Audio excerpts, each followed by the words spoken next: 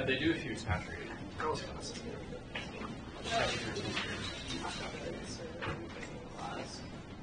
Yeah. I was like, I feel pretty confident. I was like, that's not 95% of that. It's like one in 3 countries. It's not that much better. I'm like, I'm going to distribute. Oh yeah, Yeah. absolutely. Like, I appreciate that. Especially since it's been a while since people had it like front. Just the way out. Yeah, it's never like the West. It's like the chances of, or the likelihood that you It makes me feel. even if you get destroyed, it's sort of Joe has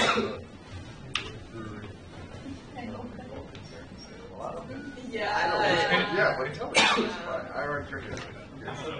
So mine was like there was an employee that was responsible for like making the purchase order and making the purchase. I just One wanted that to I read that just they all like wanted sent to in the payment table, like there was a line item for sales use tax or whatever. Yeah, and there was no dollar amount, and I'm like, I don't know what you think. Nothing. Where they portion what amount they're selling. And also, I think The more people realize, Oh, like on the Yeah. raw materials. I feel like if it doesn't happen again, it's close, but it would. I can't remember if I What did the put it marketplace stuff? Yeah. I Yeah. was like, that just doesn't seem like a great way to And interact. everyone voted and said, oh, it was the main book. And then, exactly, just as needed. I'm like, Yeah. that's legit to And then I also, I remember Vegas had a negative 500 off for the that's what Trump won the primary. Then Kansas did. So you're buying 44 pound They bags. were all out. It's something like $8. Yeah. And the other source I don't know how you want y'all. Why did we even choose this? And then I have one more. They pay for electric. I don't, well, I think I only ended up putting like 200. They have an electric and gas supplier that's like that. Yeah, so that's Yeah. I was like, Shannon. Also, how are they supplying it to you? Right. At the farthest they should be able. Oh. Right. yeah. I also said, so there was in the employee table, there was an allowance. Yeah. I said, one way to do that, two, if it's what I think it is, the number of free beers. How do you check that? I didn't see anything. It's like the first week, how often the rep said, like, you know, like, everybody can make it. Nobody's doing it. Like, well, I think it's There's sort of like no hours down for the employees. That was weird. It's like,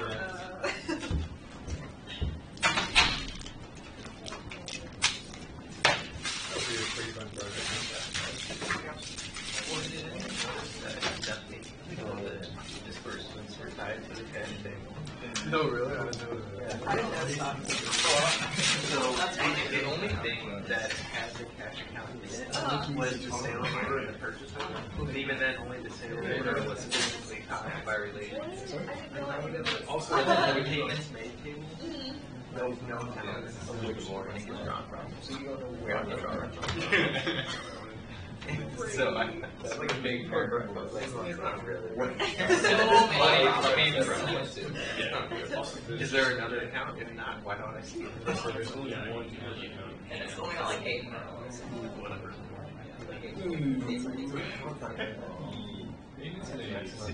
It ties. Check number. It's a check number, but it doesn't tie. Click on the relationship stuff. Yeah. Listen, I'll be looking at relationships. Alright, so it looks like I'm going to need you all to turn around and look at the back of the room. Big screen. No, I'm just kidding. The little screen's working. I'm trying to figure out how to get the big screen to work. Alright, talk amongst yourselves. How was your parade? How was your Well, we can get to the guitar. You know, you never want to bring their guitar class. I was like, why would you not bring your guitar to a guitar class? Wait, what? You didn't bring a guitar? No, I brought mine, but some people didn't. So the professor was like, oh, we're just not going to play today because not everyone has their guitar. Really glad that I put this game on. I'm really glad I cared. That's not a problem. No, they didn't want to play all night. It's nice. Yeah, it's Tuesday, Thursday. I don't know if it was like all day. He said that he's thinking about making it like bigger. He's come one day and immediately. Yeah, I was like, that would be good.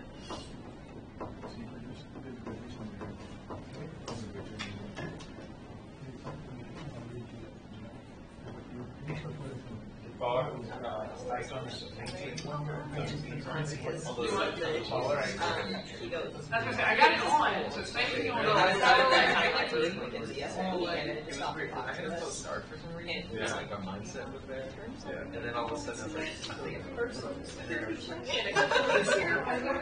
He goes, I had 13 hours and I was teaching. And I was like, No, literally, I'm all my 7 different years old. questions. I don't know. like literally like all of the questions. And he goes, I was really freaked out with all the terminology and stuff, and how to do it. And so he goes, well, Are we? No, well, it's not against system. It's just a question. interesting. So it was like very not, but yeah. Trying to go get it. Interesting. I mean, I did not listen to the hours last, on Saturday, so.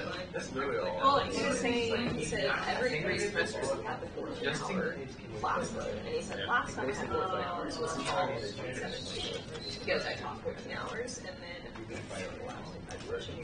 yeah, he goes, I don't know, God. He's like, what? That would not be fun. That makes you the luckiest thing. At least it wasn't, I'm glad it wasn't Sweet. Yeah. That's what I was like, Wait a second. Well, less that's just this. You got a degree. Yeah. Oh no. We're starting out by learning to solve. So, they'll be, yeah, I was like, okay, don't really need of course. System is good to go, but the power and lamp projector are flashing. Everybody go home.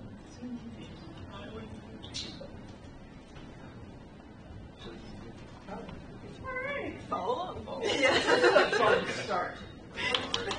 You know everything was in working order on Monday, so we're gonna blame whoever's name was on your list. Do you And remember? she's, well, yeah, because she's my, like, office mate. So, yes, I do remember. I guess my next story. Well, we don't have to have technology to do this class, do we? The idea is maybe today may be more of an idea day. Except for the plan for today was to demo software. We'll make it work. We got 3 hours. We'll make it work. Can you do it by memory and just have us follow along on the? Well, yeah, I mean, I totally Just could. recited my memory. Just recite it, yeah. Recycle. I mean, if you log in, well, you're already in VMware. You could go to WCOB. No. We'll make it work. We'll make it work. Either that or we're going to have some guy with a ladder here in a minute. But hey, so what you can't see is welcome back. Thank you. Thank you for coming back and being willing to be tortured by me one more semester. I know some of you had a choice. I know some of you didn't. So. For those of you who had a choice, thanks. And for those of you who didn't, thanks anyway. So it's the first day of the new semester. We're into our lovely, on your transcript it says seminar in business intelligence and knowledge management. And in this class, we're not going to talk about business intelligence or knowledge management. Isn't that great? One of these days we'll update the catalog. We'll talk a little bit about business intelligence. Today I actually do have one slide on knowledge management, just so you don't feel cheated out of the whole semester. Not that you're going to be able to see it, but I'm really wondering, I'm like, it's going to be recorded, so you may be able to like go back and like watch the recording with the actual slides, because it records what's on my computer monitor. Not that I go back and watch today. It's just a fun intro. That's kind of the idea for today, right? Intro. I was going to say intro me, but then you guys already kind of know me. Already know me. And then I was going to intro you, but y'all kind of, by now I think you kind of know each other a little bit. Yeah. Intro the course, though, I feel like that's a good thing to do, so you know what you've gotten yourself into. Basic syllabus, schedule, that kind of thing. But again, since you had it last semester, kind of is more of the same with less writing. I didn't say less work. I said less writing. There's a trade-off happening this semester. But yeah, kind of the day was, kind of intro to class. We will do a little intro, business intelligence, data mining. Please come, help, hi. So what was, it just won't come on, or? It will come on. He's like, watch this, we'll just restart the whole thing. Well, sometimes we get lucky, but. I mean, I'm good for that. I'm not going to say I tried that. Was it, So, it wasn't on, so I clicked over to the advanced and actually turned the projector on. okay. And now it's back there flashing. Hang on just a second. It's coming on, you like to.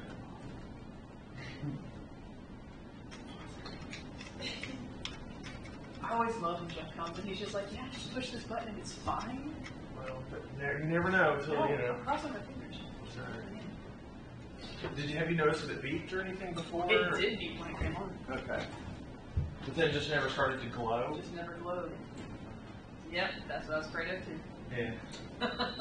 Hear any loud explosions or anything? Did not hear the loud explosion this semester. Oh, I did. Did you guys hear it last semester? Yeah, there was one. It was one of these rooms that went. Was it your class? Yeah, it was mine. Yeah, it was mine. That was, I'm not going to say that was a little scary, but I hate it. Like the projector exploded? Well, the light bulb just like while we were, like That's it was awesome. working, and all of a sudden you hear the and you're just nothing what just happened.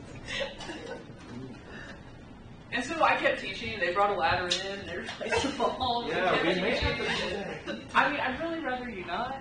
I mean, you're welcome. Please do fix it. I just hope that's not the problem.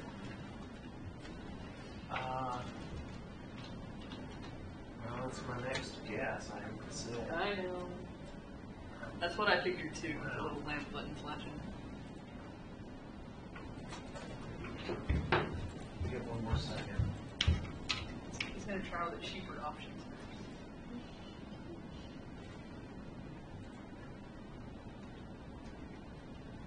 I'm really trying to think how I can tie this into data mining, but it's just not really. No, so what could we do, right? We could start to collect data on every time he replaces a light bulb, That's a good idea. right? So every time he replaces a light bulb, it's going to go in, and every time he has to redo a light bulb, it's going to happen. So we're going to start to figure out class usage. We can start to figure out. Yeah, I think we're gonna have to bring one. All right. Sorry to say. Thank you. Do you want us to just wait till class is done? It's a 3-hour class. Oh, So, okay, all right. that'd be awesome. Sounds good. We'll work around it. See, look, like right now, we're taking it, right? But you could, right? So, perfect example, we can start collecting data. Lots and lots of data, right? Because we have projectors in every room all across campus. We have a class schedule in every room across campus. So we can figure out which room or which classes we're using the projector or not.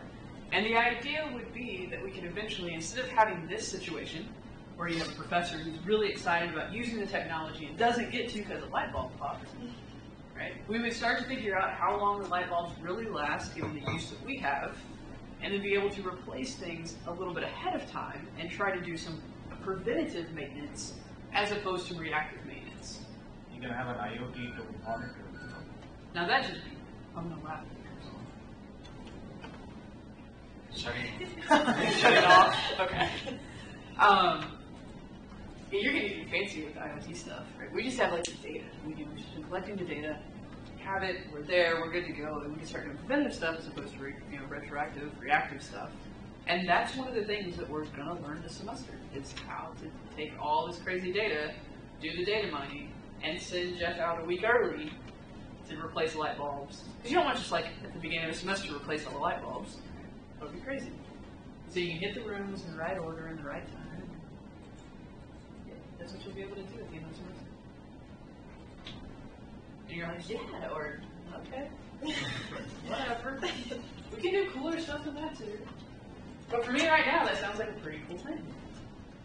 Okay. So today we'll intro business intelligence, we'll intro data mining.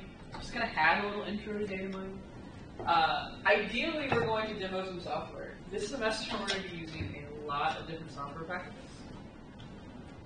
And I'm going to be teaching you several. I'm going to challenge you, if you want to be challenged, to try others. We'll talk a little bit about writing expectations, and because I feel like we got a pretty good reception from it last time, we'll start our final project today. Why not? We'll not just start today. We'll start talking about it today. So, again, you can't see my slides. It's really pretty. It's a blue blob. Like, I tried to make it a little bit different. Or you can see my slides because you guys can download them.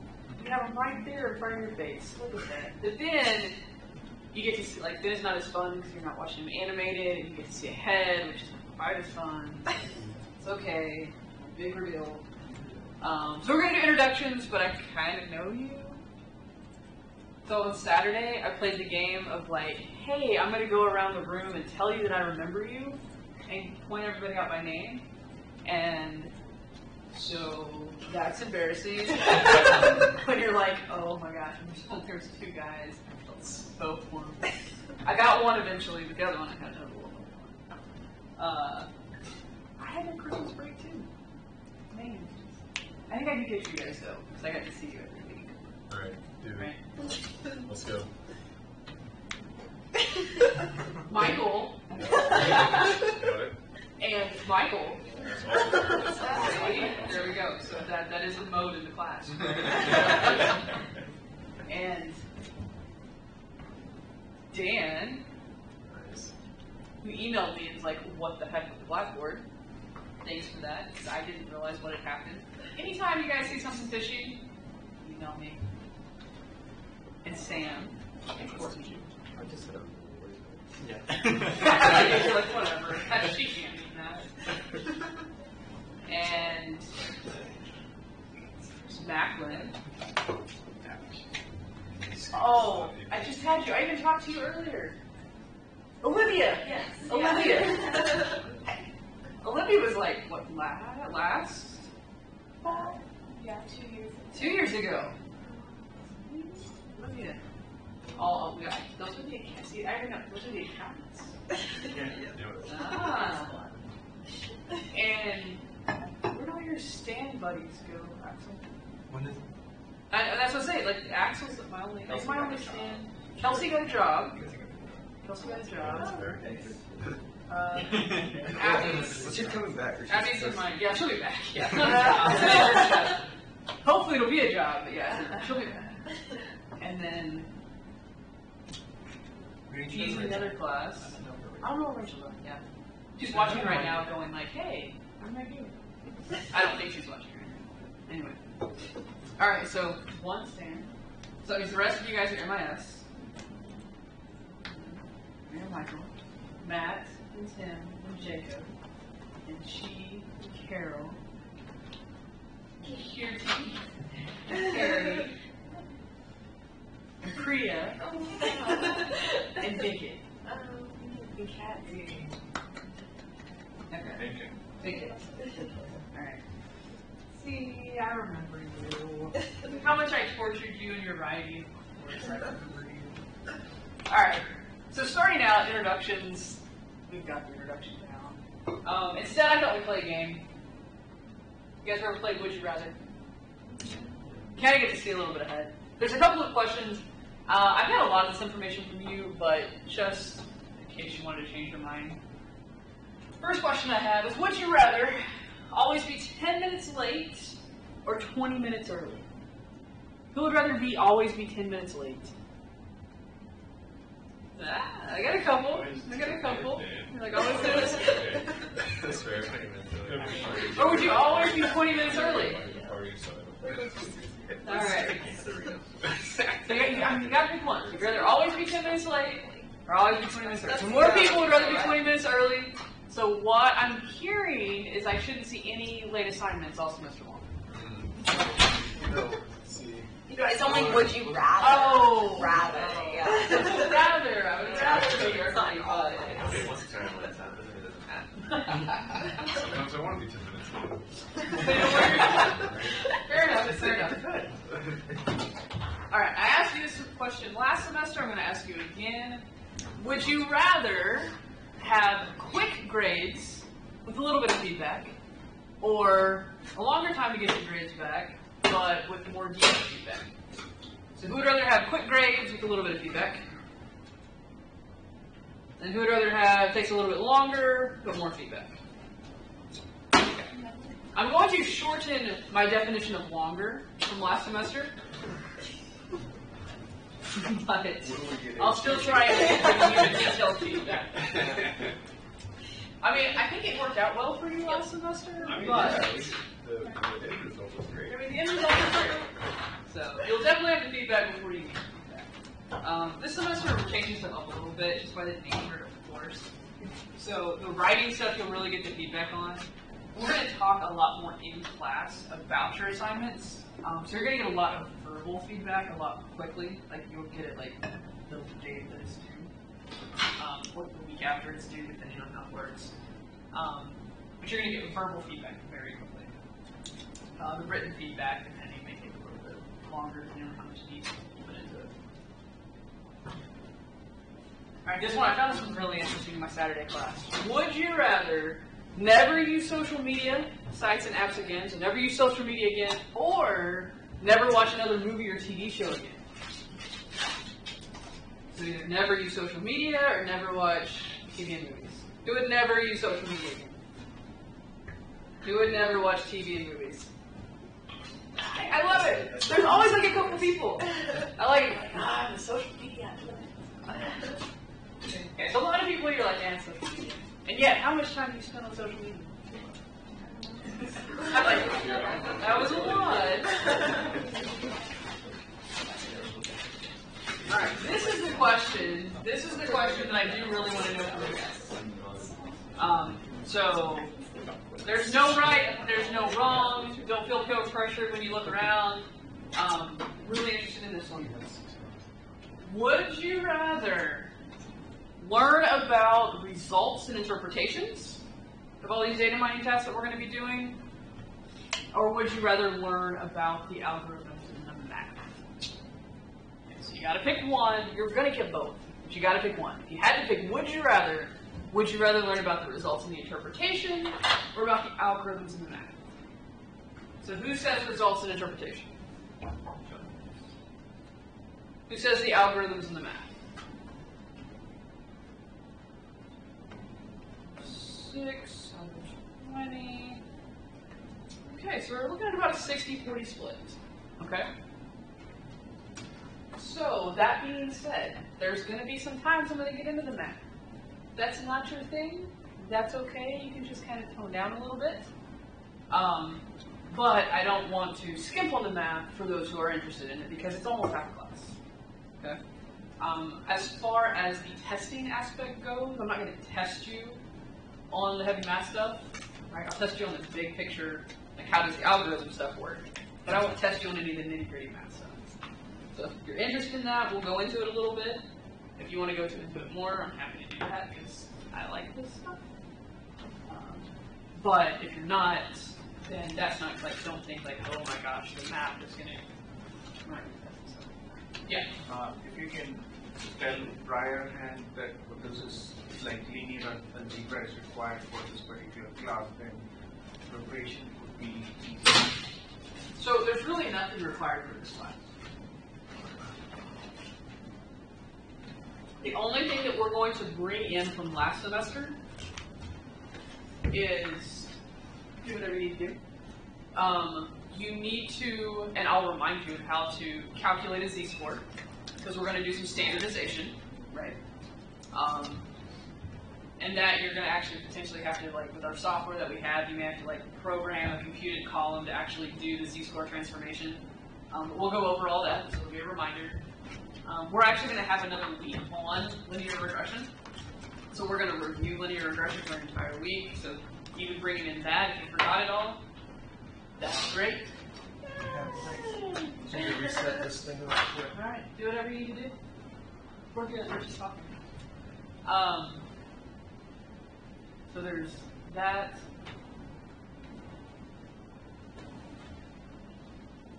one other thing. But whatever it is, like I remind you of it when we started. So math is basically just the formula. So Yeah, so we won't even be dealing with the formulas. Like we'll have, so for our first, we'll do linear and logistic regression in week 3 and week 4. Those will have some formulas that go with it. After that, the machine learning takes over, and we don't even see the formulas. So type 1, type 2 error. That's the other thing you got to remember. And we'll deal with that all semester long. Except we start calling them false positives and false negatives instead of type 1 and type 2 error, but it's the same thing. Thank you so much, gentlemen. You're very welcome. Sorry for the troubles. That's all right. It was- Very responsive. It was getting towards the end, but it really shouldn't have flown yet. What do you mean by algorithms and math? Like the theory behind it? Or? Yeah. So, like, we can talk about, and so actually by the end of the day, we'll run through the software, and we will have done a neural network by the end of the day. You'll have output, you'll have a result, you can be able to tell me if it's a good or bad algorithm, good or bad predictive model. Now, you won't have a clue what you just did, except push some buttons. And so that's what we'll do. Like every week, we'll learn. And this is really, and we'll get into this in a minute, this is really, I call it a survey course, right? I'm going to teach you a lot of concepts pretty shallow, right? So when we look at the course schedule, you're going to see that you are going to learn about, in 16 weeks, you learn about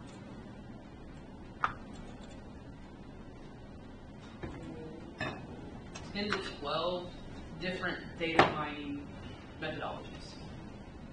So you're going to learn about them. You're going to be enough to talk about it. If somebody asks you about, hey, do you know how this works, you're going to have the general picture. But we're not going to deep dive. If you were taking a computer science class, you're going to learn to program a decision tree. We're going to talk about a decision tree. We're going to talk about how it works, the major concepts behind it. We're going to talk about the output that you get from it and how you interpret it. But we're not going to get really deep into, okay, so this branch, we're going to use this probability with this formula to do this, depending on how this works. So there's some places where I'll show you how the algorithm works, just so you can see it and understand. But we're not going to get into the, I could actually go through the program and talk about changing all the rules. So that's kind of how we've talked about it many times. And what really seems to be the best is instead of doing that deep dive, it's just to give you a big, broad knowledge. So then whenever you find a task that you want to go in, you can go in and dig deeper. You've got a good foundation for it. But this is going to be more, like I said, not a deep dive program class. This is going to be a survey of data. So again, it was about a 60-40 split on who wants to do the interpretation, who wants to do the math. I'll show you math along the ways. I'll put formulas up along the ways just to kind of show you what's happening. I'll talk about them, but I'm not going to expect you to know or memorize them. Yeah. Since you mentioned machine learning, and it has structured and unstructured, supervised and unsupervised learner methodology. So are we going to focus on Both. both at a shadow level? Mm-hmm. In fact, we talked about that today. Yeah. So yeah, so now we have the picture in front of the screen, or the picture's right in front of you. Kind of an intro. Oh, before we get there, where we've been. This is always my favorite part, especially when I've had you for the previous class. Where we've been. What did you learn last semester? Yeah, this is the interactive part of the day. Yes, what did you learn last semester? Descriptive statistics. What does the data tell us? What does it?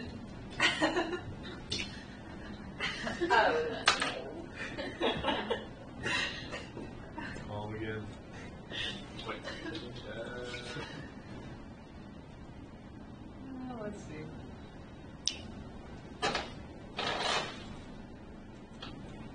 What did we learn? What do the data tell us? Descriptive statistics. What else did we learn? Linear Regression. Hypothesis testing. Using staffs enterprise guide. Oh, we did some sassy G.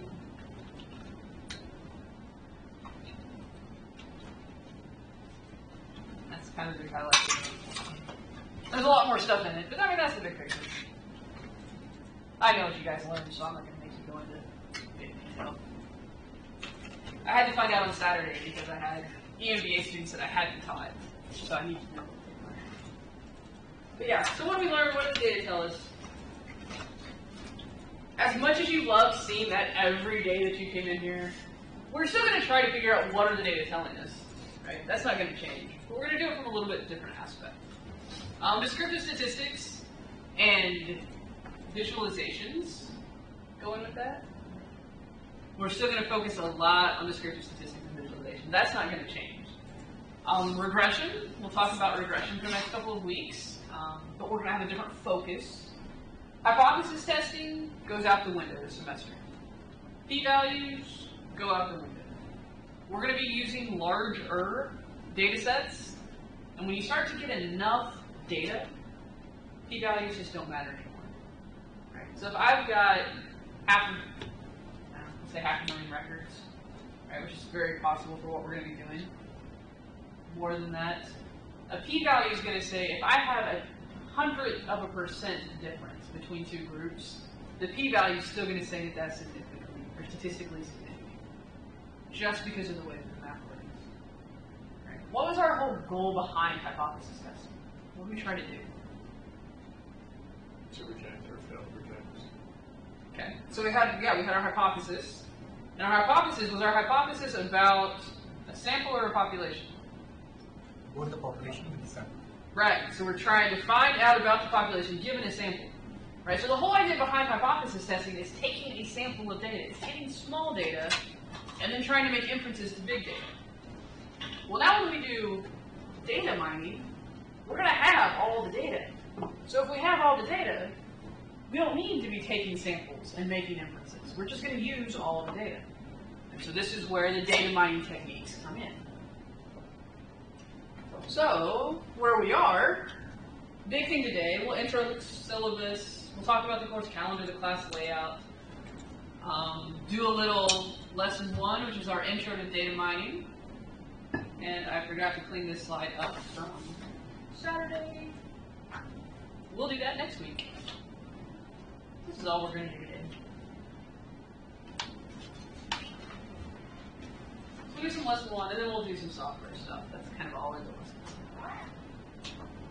So I thought about, traditional first day class, going over the syllabus, going over the course calendar.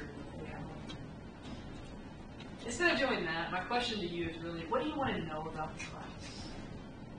What are things that you actually care about instead of just listening to me drone on and on about things that you can do yourself?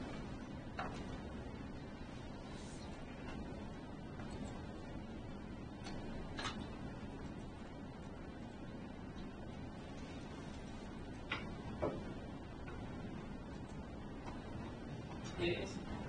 In terms of explaining what this class is to a potential employer, kind of what approach or what kind of buzzwords or excerpts would you use? That is an awesome question. Data mining is a great one. We're going to talk about it a little bit today, but machine learning is something that nobody defines the same depending on who you're talking to. So for us, I'm going to consider what we do, especially in the middle to the end of the class, to be machine learning. So machine learning can be anything from we are taking data, we're putting it into a machine, into an algorithm, into a program. The machine is then learning, we're training that machine, we're training that program to then be a predictive model for us. And so I would call that machine learning. And if you talk to analytics people, they'll agree that that's machine learning. When you start talking to computer science people, they hedge their bets on if that is technically machine learning. They think the machine learning is more like actually programming a machine to do something. So I have a colleague over in math who will actually program a laser saw type thing to make artwork. And so it's like a fractal pattern, and it programs the machine to learn and to do this, and at this given point then do this, and at this given point then do this, and it trains it how to make these patterns, but it's all kind of a revolving nature based on some algorithms that they programmed in. So they'll consider that more than machine learning, like actually programming the machine. Consider the thing in front of us a machine, we're programming it loosely. So that's machine learning. That's the big keyword. Neural network.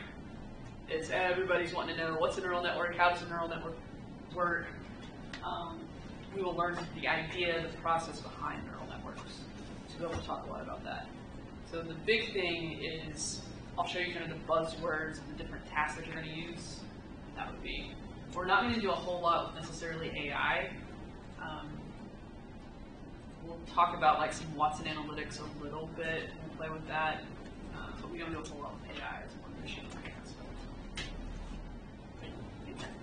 Good question. So what we did at the end of last semester with like regression and predictive, like what do we have to do? What's the step from, or what's the difference between that to machine learning?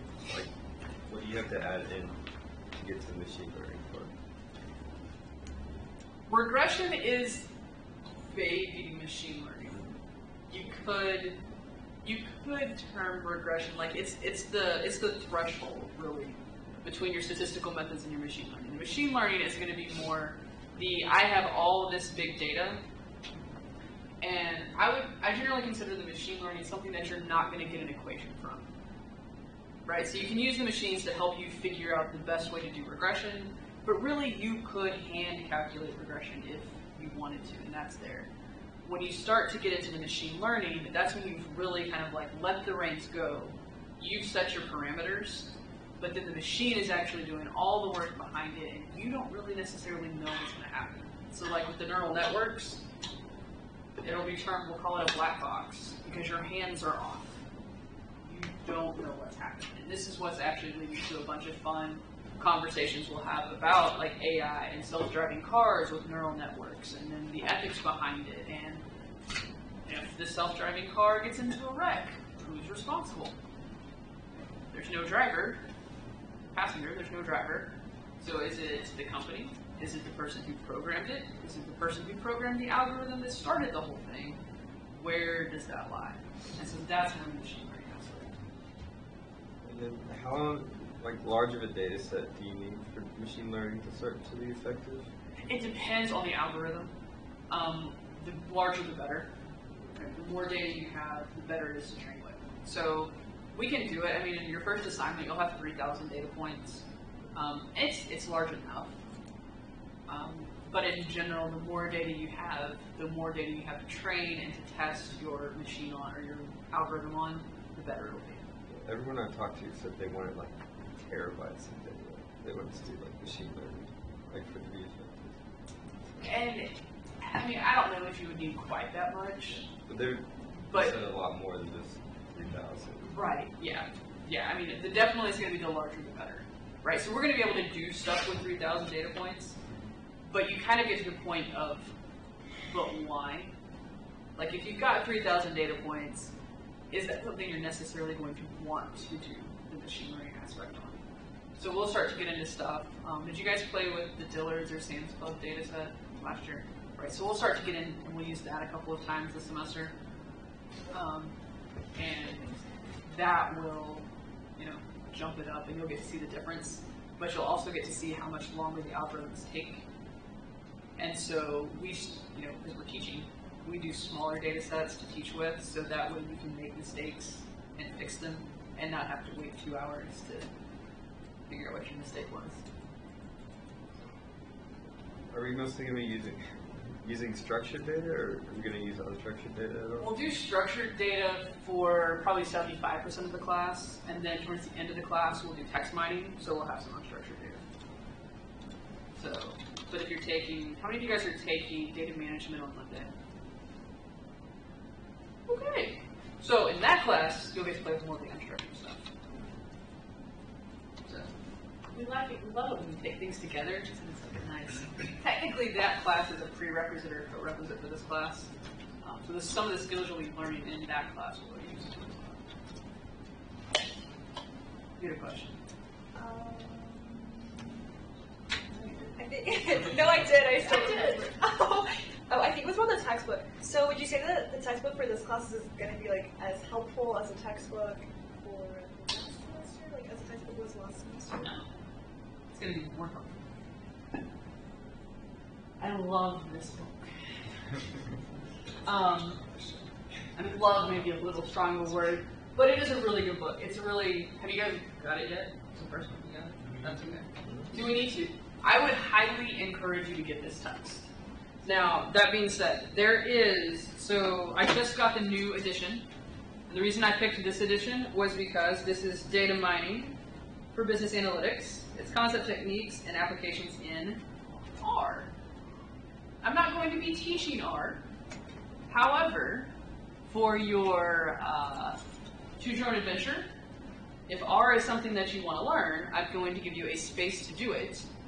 And all of the examples throughout the book are going to show you, wherever it is, like it'll have, and here's the R code you're going to do. And here's the R code you're going to do. So if you're interested in R, here's the textbook. It's going to go right along with it.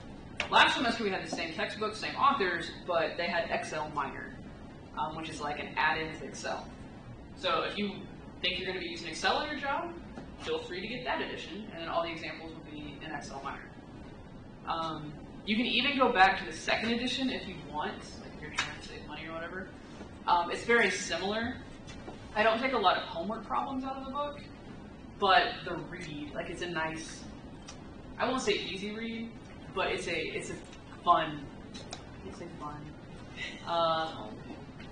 tolerable, there you go.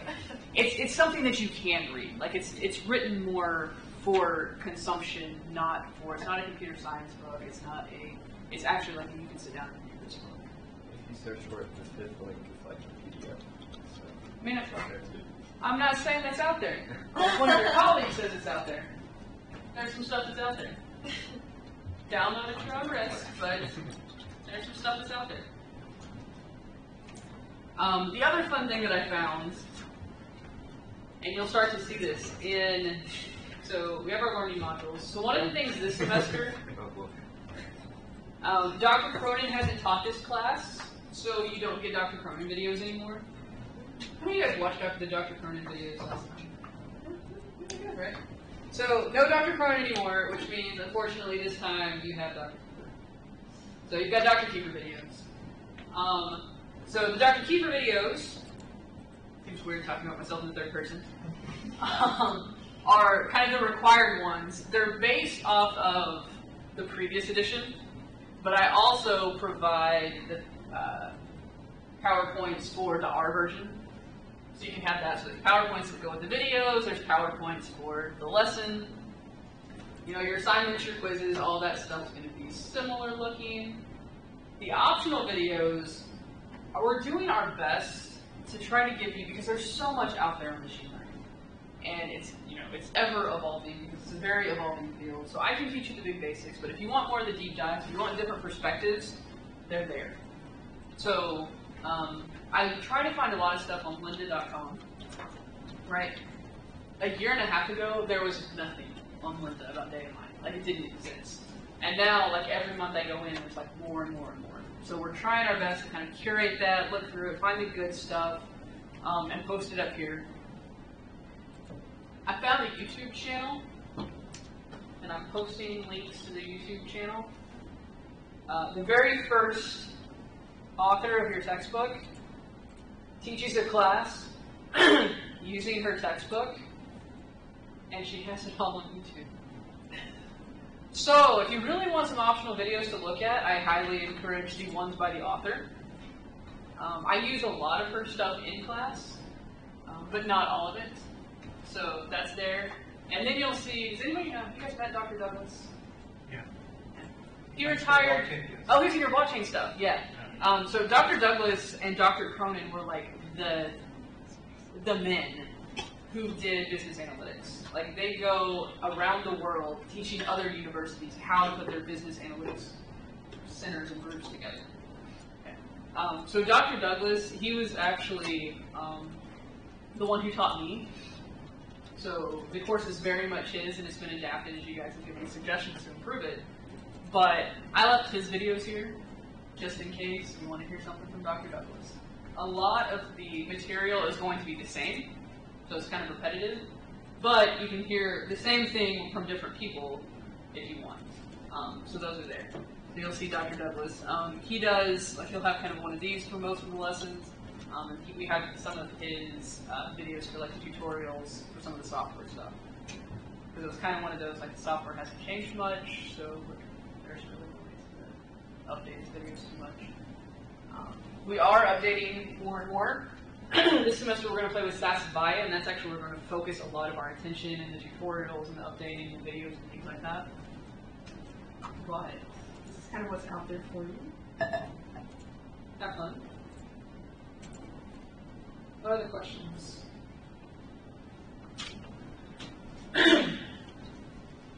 Yes. Just looking through the syllabus, Mm-hmm. for the points, it says the exams cover 75 points, but the course calendar lists 2 exams with 50 points each.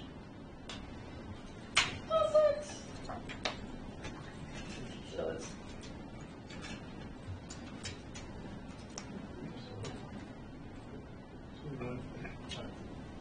I updated it last night. You looked at it again. Maybe not. Okay.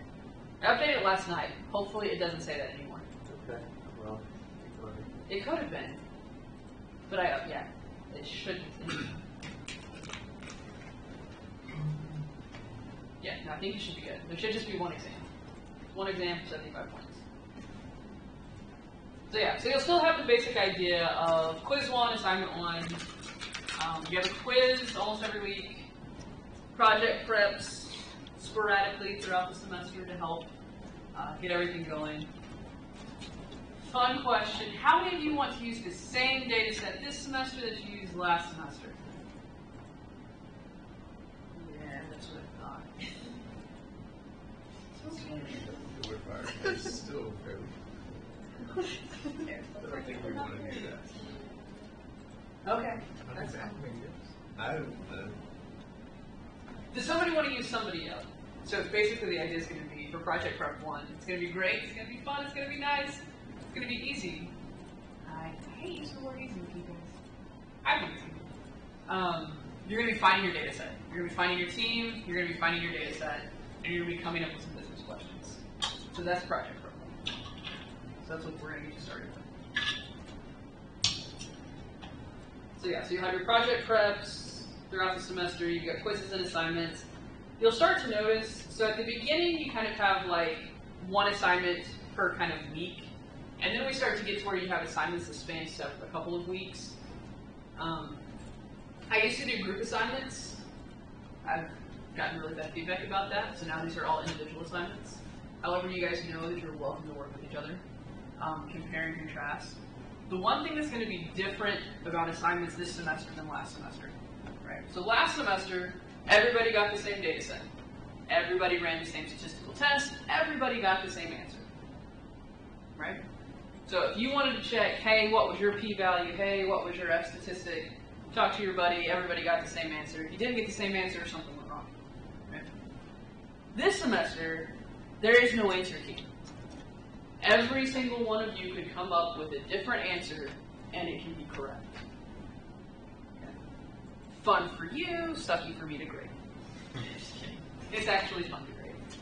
But the thing that we're going to start focusing on this semester is going to be, you're going to have to tell me what you did, and sporadically, like randomly, I will pick somebody, I'll probably generally pick about 5 to 6 for each assignment, and I'll run your model. And I need to be able to follow your step-by-step, not step-by-step, but kind of follow what you did, make the same changes you made, and be able to get your results. Right? So you need to be able to replicate your results. But your results doesn't have to look like his results. They could be different. Ideally, you should all come to the same conclusion. If you're coming to different conclusions, then we have potentially an issue.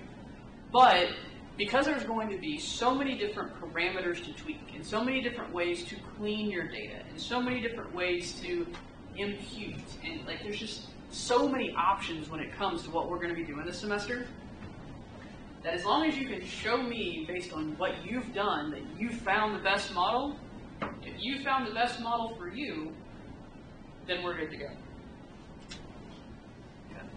And this will make sense as we go along and get these assignments, but that's going to be the thing that's going to be different. So working together, absolutely, have fun. You know the rule, don't copy off each other. Work together, talk, learn more that way. Just don't steal other people's assignments.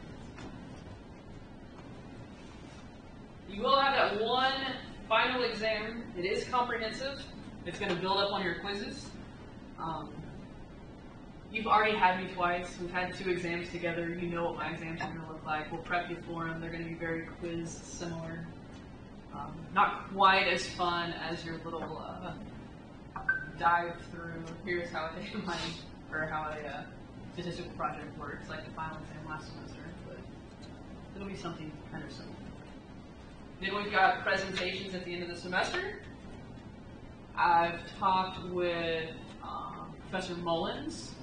Our exams are at different times. Most of our project preps are not when something big is due in his class. If that changes, just let me know. We can always move a project prep one week or the other. Generally not a big deal. The only bad thing is kind of at the end of the semester, everything does kind of happen to finals week because it's finals week. It's the only thing we can't really, we couldn't really change around. But it is tentative. We can change it, modify it as we need to. Questions, comments, thoughts?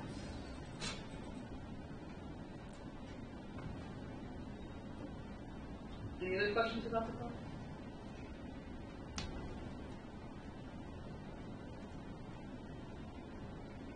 I've already talked about it, but you know the thing you like to see is... So assignments are now kind of a substantial piece. Your quizzes, yes, there's going to be a couple of bonus quizzes baked in, so we'll have a little bit more than 50 points you can get. One exam, the one data mining project, and here we have the project prep. It's 25 points each time. There's 3 of them, 25 points apiece. All of them are going to contain both a presentation and a written component. The thing that's going to be different is instead of the whole team having to present every time, you only have to pick one person. You'll have one person present the first time, you'll have one person present the next time, and then you'll have your remaining team members present the third time, and everybody will present with the final project. So we're trying to kind of like lessen the load and having to lessen a little bit of coordination on that. And the team size, is that what the same like last time? The what? Team size? We're going to go 3 to 4 probably. So, you may be able to make a good argument for 5, or something like a really good argument. I mean, if you come up with a good data set that has enough questions and you can get 5 data mining questions off of it, then I'm okay with 5. And then we'll do like 1, 2, and 2 for the presentations. The harder thing with this semester is coming up with a big enough data set to get like 5 data mining questions out of. It gets a little bit trickier. So we'll just have to see what the data set comes out to be. And you don't have any data sets to provide for this? I have some, and we'll talk about, like, I have some slides of some that I have. And then I have suggestions of where to find a bunch. No, my data sets are the ones that I wanted to keep using, but nobody wants to keep. Nobody wants to do prior public schools anymore. We have a couple of it. Alright. Questions, comments, anything else about the class?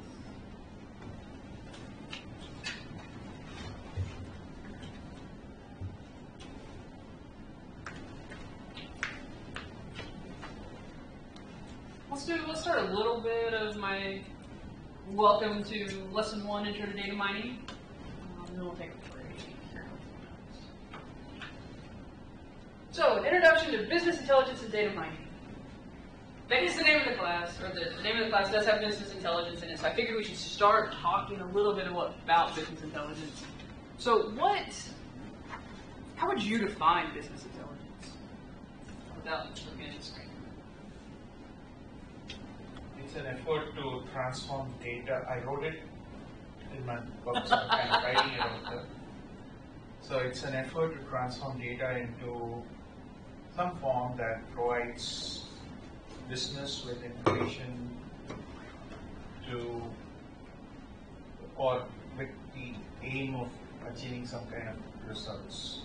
So they want some results for which they want information, like it could be something like, hey, the customers are buying this product, so if we want to increase sales in some associated product, which is that doable? So that's the information they want.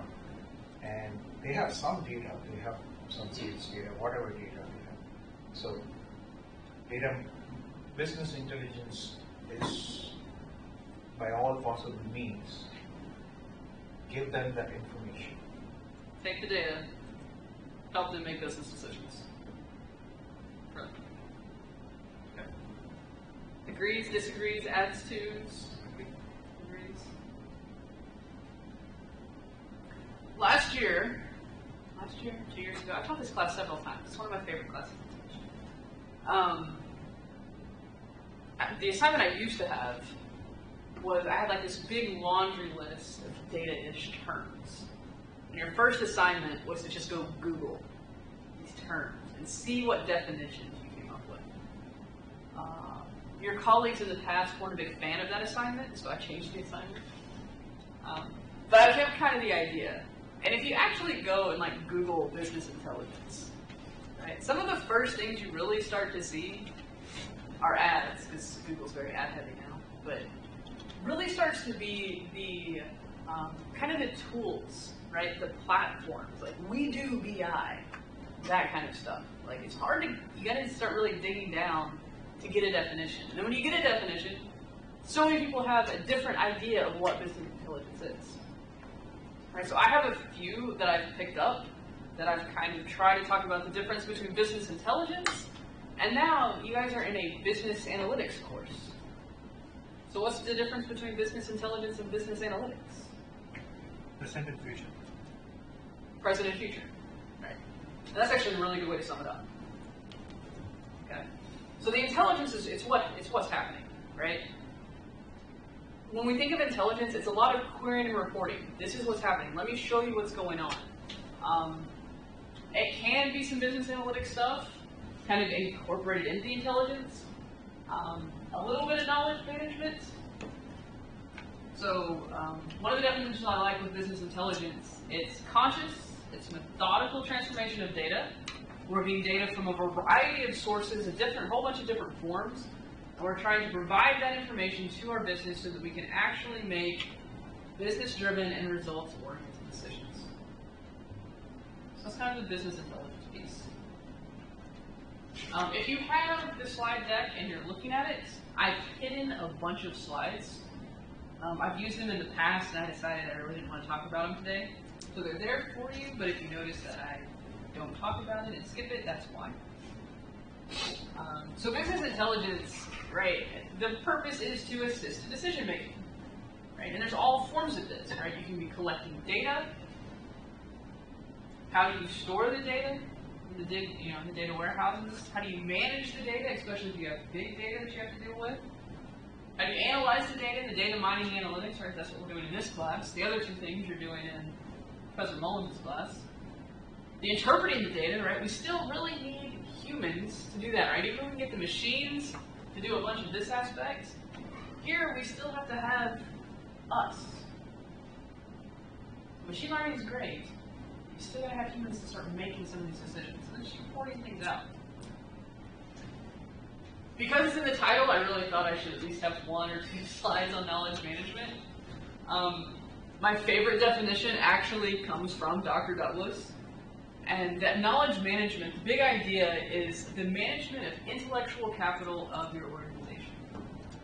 If People come, people go, some people know this, some people know that. How do you actually take all of that knowledge and manage it? It's not a technology, it's not a system, it's an environment, it's a culture. How does that work really? A lot of you are going to have Dr. Sabalwal for a professor. He's our information systems department chair right now. And one of his big major areas of research is knowledge management. So if you want to know more about it, ask him, not me, because this is not my thing. And so yeah, so kind of what Harry really said, right? So the intelligence, we were kind of trying to move from the business intelligence idea into the business analytics idea, and you'll see the words interchangeably. But the intelligence is more the kind of the historical, the dashboards, kind of the drilling down and aggregated data. You guys are going to be learning OLAP cubes in your management class. The visualization piece is a little bit more the intelligence. Right? The analytics, this is where we're trying to change for the future. We're trying just to explore our data, see what's out there.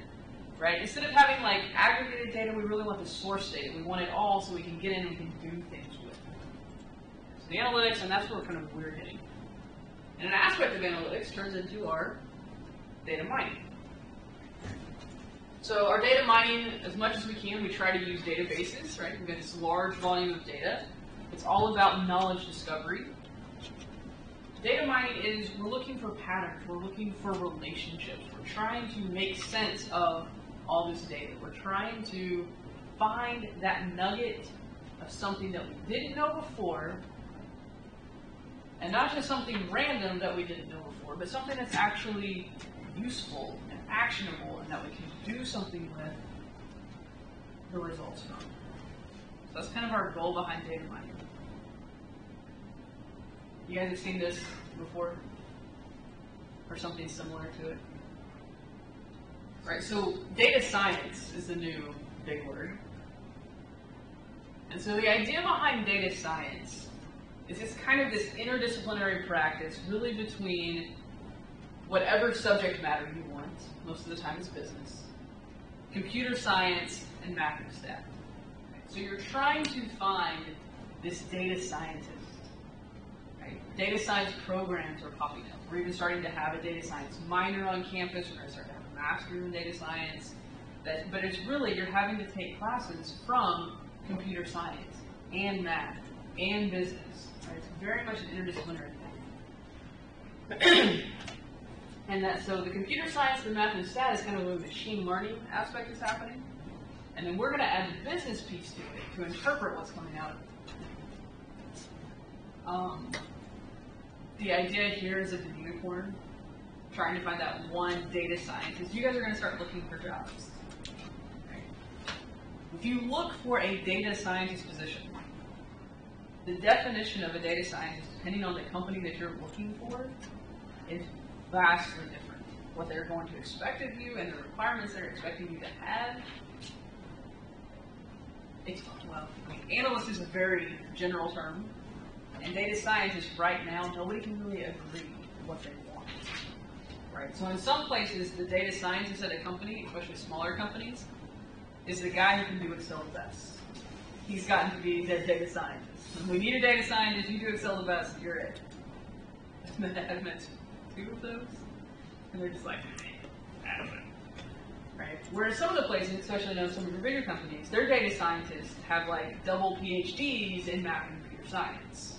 Right? I mean, like they are the data scientists. They can program things back and forth. They may not have the subject matter expertise. That's the part generally where the data scientists, that's generally where they lack. But they're the ones who we can program it, we can talk, we can do math, we can do all the stuff underneath the hood. We're not creating data scientists in this class. What we're creating, hopefully, is somebody who can talk to a data scientist. And who, if you want to become a data scientist, you'll have the foundation for that. That's my goal. So, for us, analytics has kind of changed a little bit, right? So we started out with more like the querying, reporting. You have your OLAP cubes where you're going to just like be digging down, really getting into things. You're just tracking your answers. You're just trying to figure out what's happening in my business.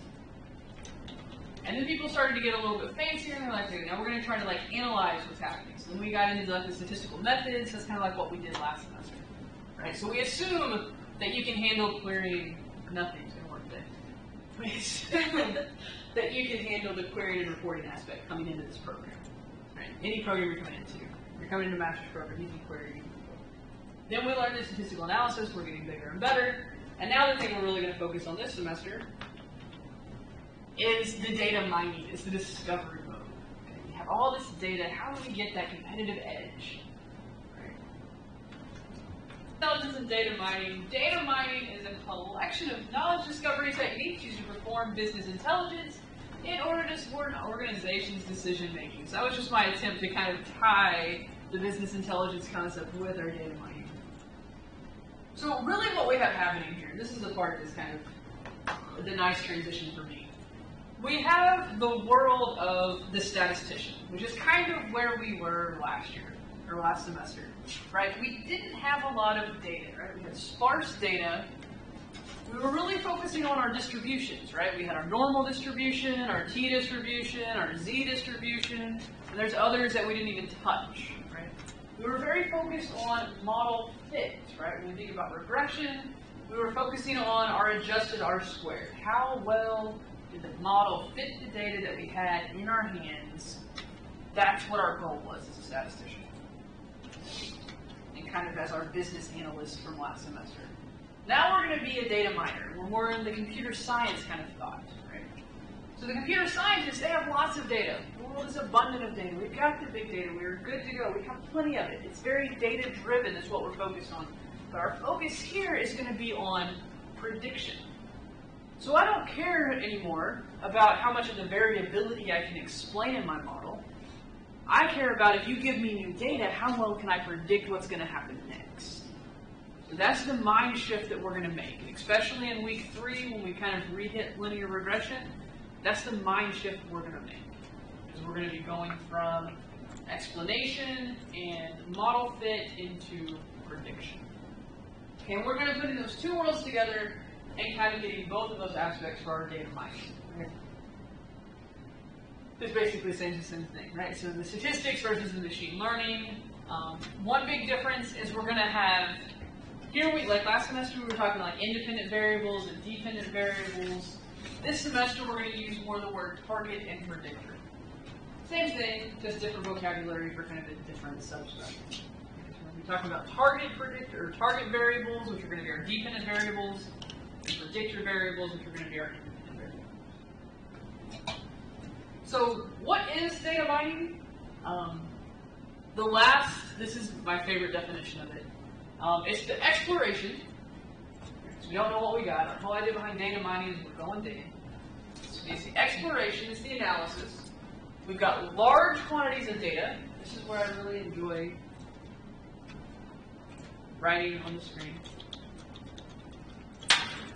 Large quantities of data in order to discover meaningful and actionable patterns and rules.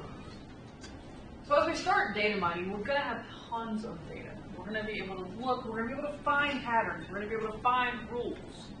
We're going to be able to find associations between things. But are they meaningful? Are they actionable? Okay. One of the things we'll get into, like with market basket analysis, right? I'm trying to think of like a really good example. But basically it's like when you buy a TV, you buy a remote control to go with it. I know mostly they come with it. But but there's like stuff like that. Like you're going to find patterns and it's like, well, when you buy a large electronic appliance, you buy a warranty to go with it. That's a better example, right? You're not going to just generally buy warranties. You're going to find electronics and then warranties. But is that really a useful thing? Maybe, maybe not.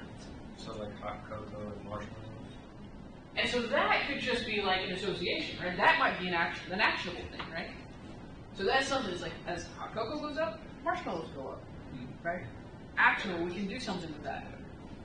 Electronic appliance warranty, I can't take it the other way and say, okay, I'm going to get a whole bunch of people to buy warranties. No, right? If I'm trying to sell marshmallows, I can try and sell hot chocolate too. If I'm trying to sell hot chocolate, I can sell marshmallows too. That's actionable. Right? Electronic appliances and warranties, not necessarily the same. Right? We'll spend a whole week on association analysis and market basket analysis, but we'll get into that kind of further. Do we start with business questions here, or we don't start with business questions here? It depends. So there's going to be some places where we'll start with the business question in mind, and other places the business question will just be, what can we find? So, and that'll be the difference, the big difference between our supervised, we'll talk about, and our unsupervised data mining task. When we have a supervised data mining task, then we're going to have a business question, we're going to have some target variable in mind that we're really trying to go after. But then we're going to do some unsupervised things like cluster analysis and just kind of finding like profiling our customers and things like that.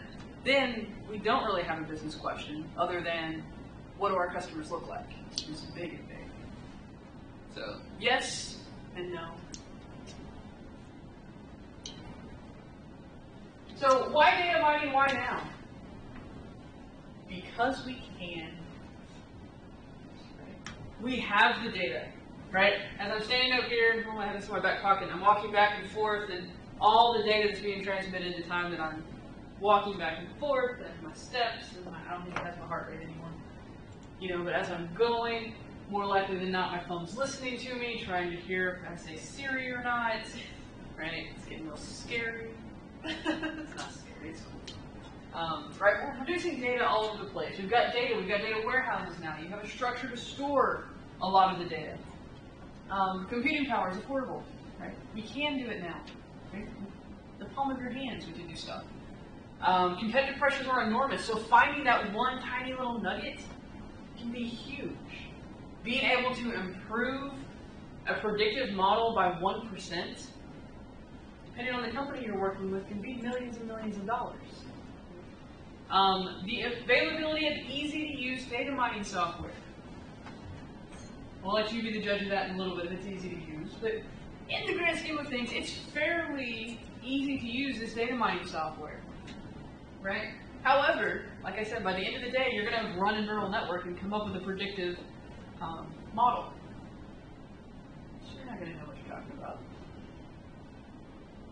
Data mining is very easy to do very fast. Very easy to do very fast. Our goal this semester is for it to be very easy, but done very well. So, as you read through the first chapter and 2 of your textbook, that's going to be kind of your goal for the week, to get the book or PDF. I don't know if the big guys on it. To get the book and kind of go through the first couple of chapters. It's a little bit long, so you don't have to read everything in detail, just kind of a good skim. But it'll talk about this, and so there's different data mining processes. So here's like a picture of one. This one actually comes from IBM. Your book has a slightly different data mining process, but basically they're all have the same components, right? You've got to start and you've got to have a business question, right? Even if the business question is just, what can we find? We still have a business question. We're going to have to kind of define our model. We're going to have to get our data. We're going to define our model. We're going to refine our model, and we have to transform some variables. We're going to do some data mining. We're going to have to interpret our results once we get it. We're going to have to visualize these results to make it understandable, and then ultimately we have to make it do something. We have to apply the results. As much fun as data mining is going to be, and as much fun as we're going to have, if we don't actually do something with it, then why did we do it? So, this, wish I could draw on this. Let's see what we can do. Insert.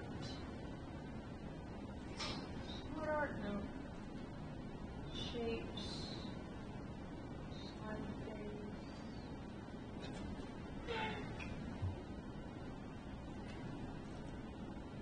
This slide is going to be your friend for your assignment number 1. Right, so your data mining methodologies. I've summarized it all right here. we have two big data mining methodologies we're going to use in this course. The biggest one we're going to use is this CRISP DM. This is what SPSS, I'm really sad I can't write on this. So we're just going to type.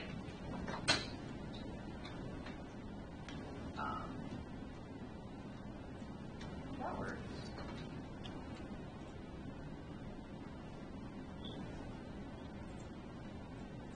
Ah, so it works, just the pen doesn't work. Okay. So my writing's going to look horrible, but you're going to get it. But I can't erase it. Because you wrote that in the. Because I did on the other thing, didn't I? Okay, now I got this now. Oh. I believe it's slide 36. Good man, good. I mean, technology and me are just not, we're not being friends today. Here we go. All right, we got this. So, SPSS, you guys can write meter, S's are hard, and then SEMA is where we get SAS. I tried. So SPSS, we got SAS. The next few slides are going to go into both of these in more detail. So we're going to start out with our CRISP DM. So CRISP stands for Cross Industry Standard Process for Data Mining. You guys heard of this before? Yes? How many of you guys last time. Yes. Yes! Great! You heard it before in my class last semester. Yes! This semester, we're actually going to do all of these steps. I think that I showed. Alright, well it still stands for the same thing. Still has the same thing going on. But now this semester, this is really going to be the focus of what we do. This is going to be kind of how we lay out our writing. You're going to start to see that that's how I kind of lay out the assignments in many cases. So we start with the business understanding, the research understanding. We got to know what's going on and why we're actually starting this process. And then we hit into the data understanding phase. This is where we're getting our data, we're seeing what it looks like, we're noticing kind of like doing some exploratory data analysis. This is what you're going to do on your first assignment. We're really going to do the data understanding. You're going to get the data, you're going to look at it, you're going to see are there errors, are variables in a format that you can use, that type of thing. Then you go into the data preparation phase, and that's when you're actually getting the data ready to go into your models. So you're prepping the data, you're making sure everything fits format-wise, if you need to transform variables, you're prepping your data to make it ready to go into the model. You guys have heard the whole garbage in, garbage out. If you don't have good data, even when it's big, large data, you don't have good data going into your model, and you're going to train an algorithm using bad data, then do you think you're going to make good predictions in the long run? No. Probably not. Right? So ideally, you want the best data you have to go into your model, so when you get your data, it's going to make the best predictions possible. So we're going to have this data prep phase, and then we're going to go into the modeling phase. And the modeling phase is what we're going to spend a whole bunch of weeks looking at. This is where we're going to do a lot of focus. Okay. You're going to actually run your models. Once you've run your model, you can tweak your models, get as many models as you have as you need. Then you're going to evaluate and go into the evaluation phase and say, okay, now I have all these models that I'm looking at, which is my best one? Once you find your best model, then you can go into the deployment phase where you actually do something with the results. Right? So in this class, most of what you're going to do is write an elevator pitch. Right? You're going to go through all of this work, and then you're basically going to, in a paragraph or so, tell me, this is what we found. This is what we recommend that you do.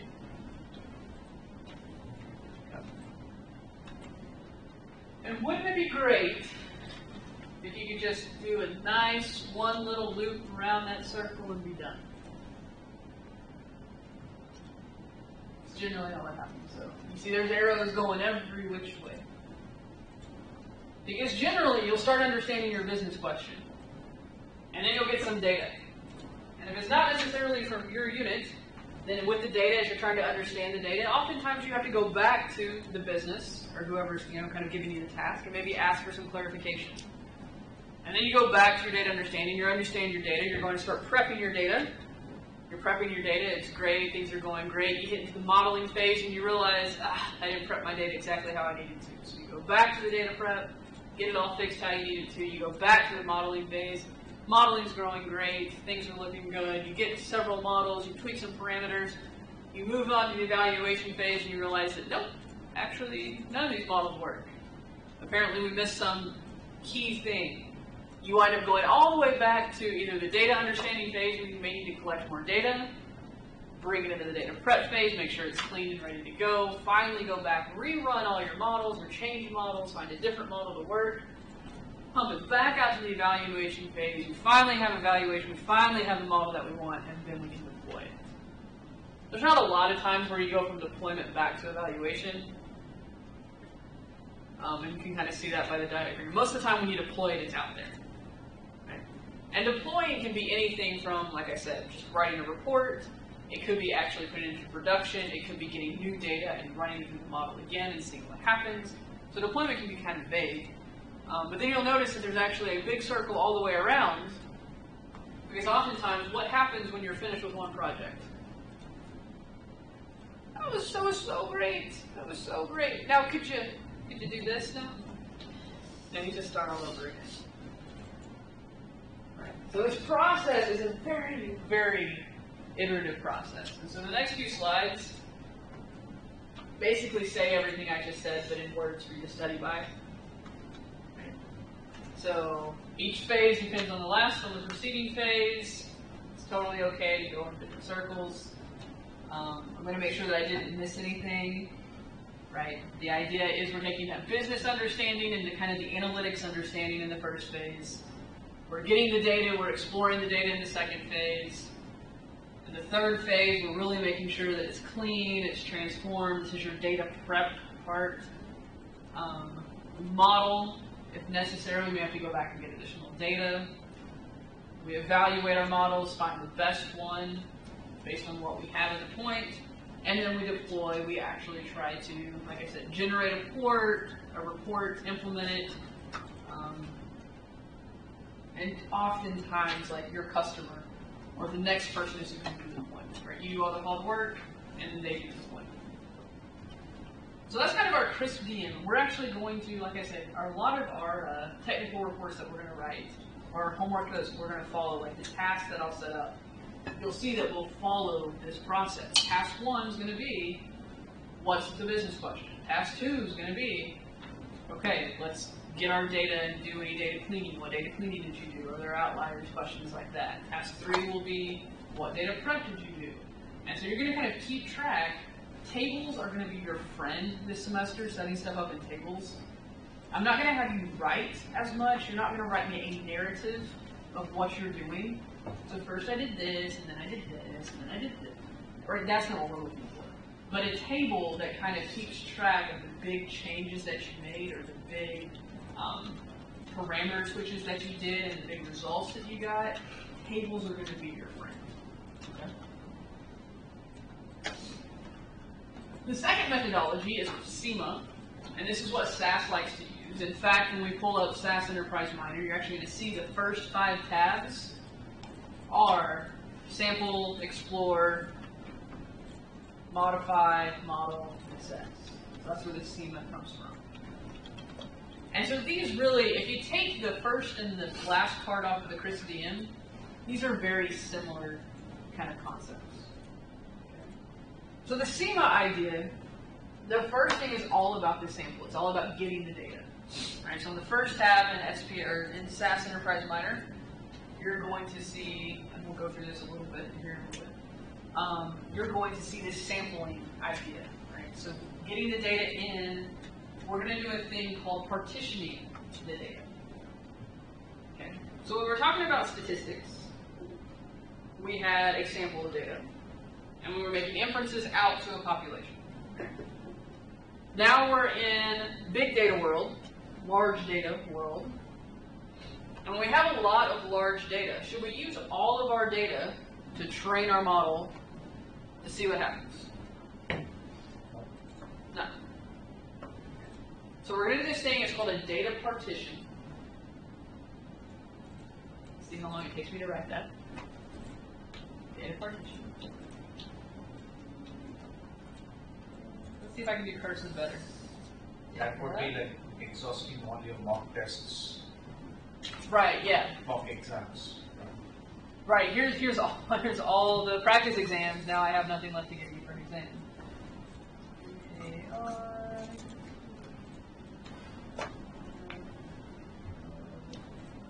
And partition. This is horrible. Right, so we're going to do a thing called a data partition. And the big idea behind data partitions is taking our full big data set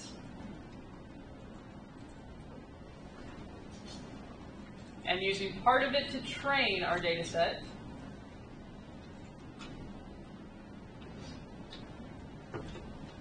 and part of it to, and I'm not going to write out this whole word, validate our data set. And so for our class, and this is not necessarily standard practice if you ask me this question, but for our class, standard practice is going to be, we're going to use 60% of our data to do training on, and we're going to use 40% of our data to do validation on. Okay, so we're going to take our data, we're going to randomly select it into two different groups. We're going to use 60% of our data over here. We're going to train with this 60%, train our model, and then we're going to take another 40 to the remaining 40%, and we're going to run whatever model we created on the remaining 40%. We're going to see, do we get this very similar results, right? So if we train our data, and we have certain metrics, and then we run the model on new data that we haven't used yet, and we check it, we validate it, do we get very similar metrics at the end, stating that, yes, indeed, this model is doing a good job of predicting. So I'm being very vague. Today I'm kind of telling you like some big picture ideas. Week 2, we're going to talk about visualization. Week 3, we're going to do multiple linear regression again, but in week 3, we're going to start talking about how this actually works. Okay, we'll actually see this in action, and we'll actually start talking about the metrics we're going to use to evaluate, is this a good model or not?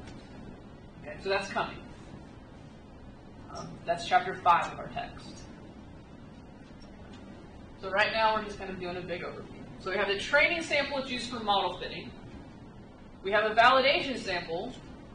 We're trying to assess the model fit, but we're also, and the magic word here is overfitting. You guys know what overfitting is? When you cut out too many of the variables, just trying, or no, it's the opposite. It can go either way. Okay. Right? So it could be we're removing some of this stuff to try and get the best fit. Right? So we're leaving out important information. What else could it be?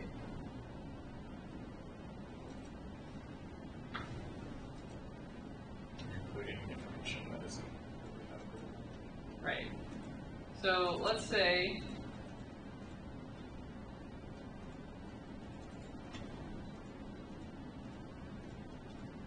so I have a scatter plot. Right, so here's my data. Ideally, we would try to find a better line than that, but a, sorry, but a line of best fit that hit the. Aha. Assume that's straight. A line of best fit. Right, that would minimize our errors. You know how regression works, right? So we're trying to minimize our errors. This is the best fit. The idea of overfitting comes with the idea of, well, if we have all this data,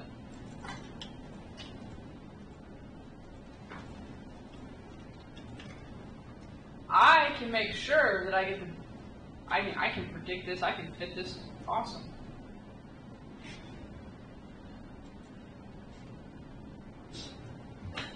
best model ever, right? I got everything. Like you could create the equation that does this, right? I mean, it's what a sixth order equation, right? You can totally make this happen, but you now overfit your data. So now when I bring a new point into this first one, I can probably predict it pretty well. If I brought in a new point to this, and my new point happened to be here, which kind of fits the flow of the data, now my prediction is going to be way, way off, because I've overfit my data. There's also a third option. We don't use it a lot in this class, but you definitely can. And it's to test the data, right? So you train the data first, then you validate the data, and if you really want to, you can test the data. You could use to obtain an honest assessment of how well a model generalizes. So instead of taking our data and splitting it into two, we take our data and we split it into three, right? So we have like a 40, 30, 30, right? And that's actually going to be the default. When you see SAS, it's going to default to a 40% train, a 30% validate, and a 30% test. And it's just basically saying, okay, we're going to do this 3 times. And if you're getting similar answers everywhere, it's probably a good model. Or at least it's a consistent model. So that's the idea behind this sampling. So we'll sample first, we'll get our data in. So this sampling kind of has a little bit of kind of the data understanding-ish phase, kind of the data prep. So really kind of the data prep is almost sample and then explore. We're going to search for trends and anomalies. We're going to start with the visual exploration, move on to statistical techniques. So this is kind of that data prep, data understanding right there. They kind of tie together here. So we're just going to kind of dig into our data. We're going to modify, so this is really the data prep, right? So we're going to get the variables that we want. If we need to create new variables, we'll do that here. If we need to transform variables, we can make that happen. Then we'll model, and then we'll assess. Okay. So steps 4 and 5 are kind of the same. And then for this, steps 1, 2, 3 are kind of the same as step 2 and 3 in the CRISP-DM. So similar processes. CRISP-DM, I feel, is a more full body data mining process, and the SEMA is more the data mining, like just really like more the nitty-gritty piece. Like I said, we'll set up our assignments mostly with this one, but when we're using SAS-EM, it follows this, so we're going to be aware of it as well. Questions, comments about the data mining methodology?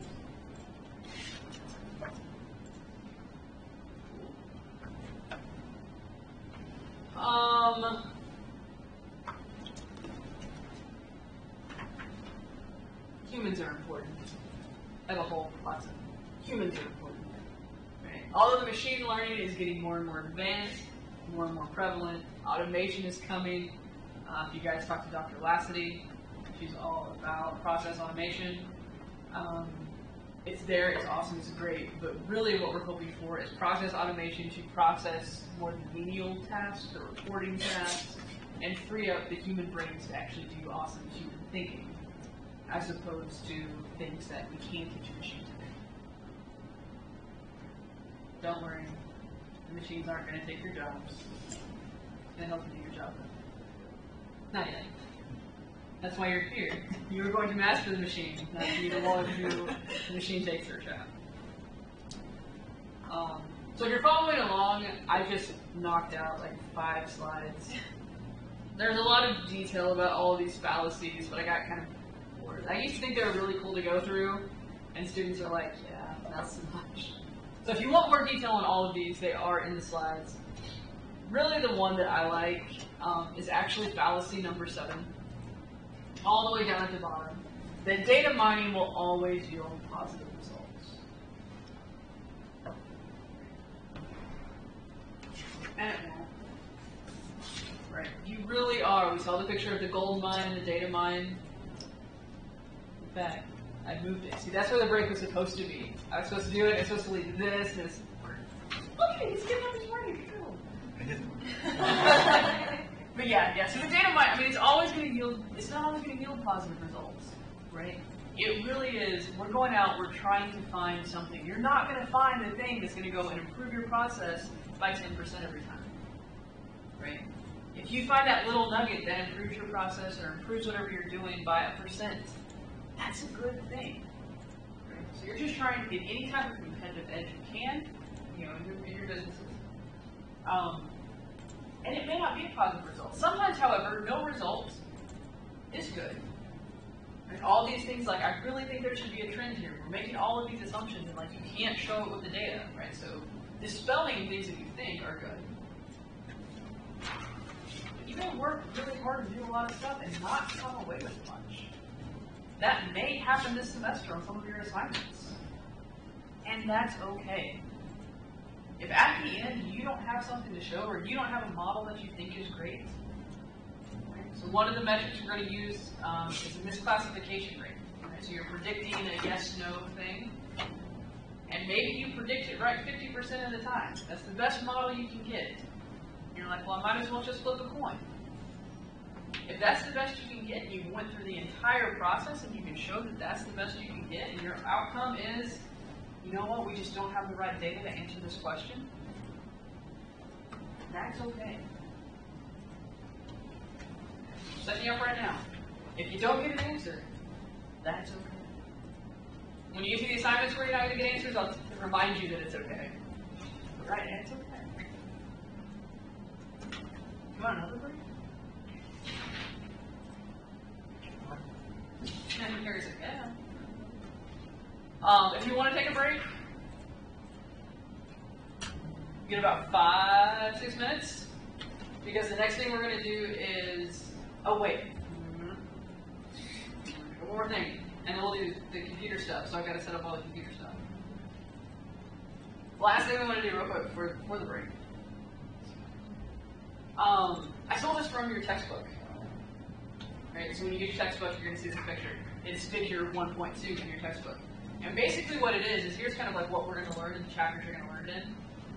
So we're going to start out with the data preparation, but you'll see that data preparation happens in chapter 2 and chapter 15. And then we're going to do some data visualization, which is chapter 3, some dimension reduction, which is chapter 4. Chapter 5 doesn't happen until way out here with the model evaluation. So in the process, it happens way out here, but they teach it in chapter 5. I've kind of broken it apart, and I'm going to kind of teach it throughout several different chapters. So these first little while, make sure to really look at what I've asked you to do in reading, because I don't follow the book at all this semester. I use the book a lot, but I don't follow the sequence of the book. We'll talk more about the prediction and the classification, but there's going to be stuff where, like, we're going to do linear regression, which is chapter 6, and then you don't find logistic regression until chapter 10.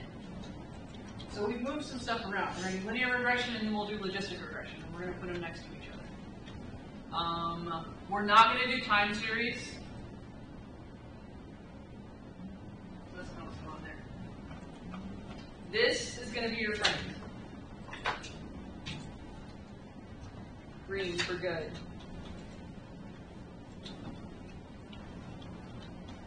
You'll see this many, many times. It becomes very helpful on homeworks and assignments. Really, it becomes really helpful on quizzes and exams.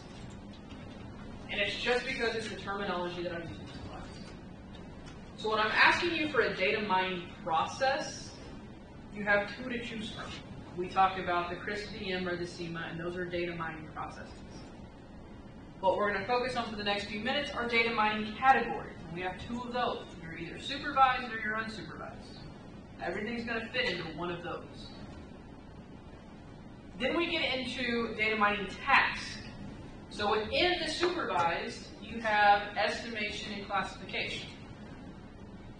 Within the unsupervised, you're going to have clustering, association, and description. So when we go down from categories, then we're going into tasks, then we're going to get into the methodologies and the algorithms. So we'll do multiple regression, and that's going to be a supervised estimation test.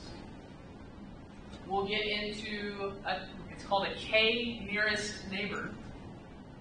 And it's going to be a supervised, and it can be either an estimation or a classification test. Okay, so there's like this hierarchy of what we're going to do. the big thing that we've kind of broken down is we really do have these two different things. So we have supervised tasks and we have unsupervised tasks. And the big difference is, do you have a target variable or not? So if you have a target variable, if you know what you're looking for, it's supervised. If you don't have a target variable, you're just kind of out there exploring, then it's unsupervised. Okay, that's the data mining. Alright, so this is the data mining, this is the category. These are the tasks. So if you're supervised, then we look into, so I have a target variable, now what type of target variable is it? If it's continuous, it's an estimation task. If it's categorical, it's a classification task. Your book uses the word prediction and estimation interchangeably.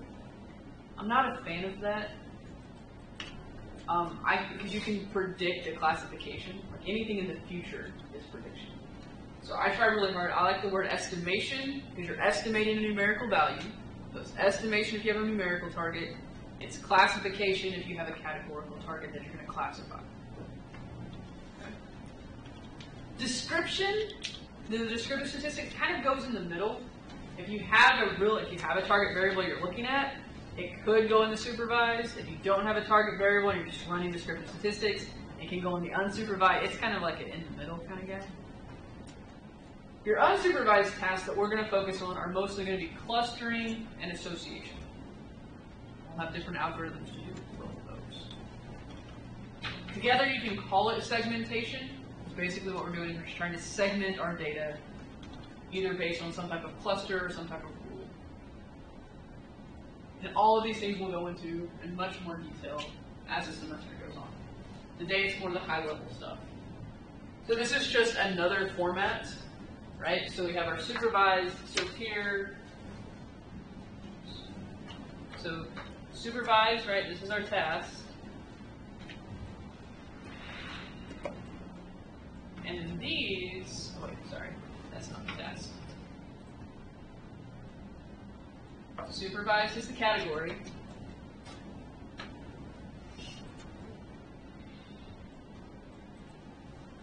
Estimation, classification, these are your tasks.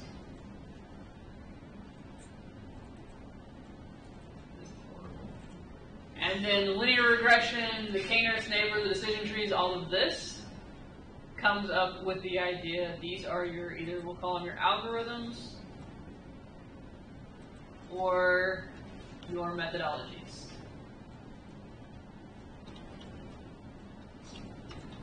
So every week, almost, you're going to be learning a new data mining methodology. And it will fit under one of the appropriate categories and tasks. So as we go along, I've created this chart. So one of the things students said was it was hard to keep like a picture of what was happening as we went throughout the semester. Okay. And every semester I promised myself I'm going to change these. Instead of using the word response, I like the word target. Green's not a really good one right here. Yeah.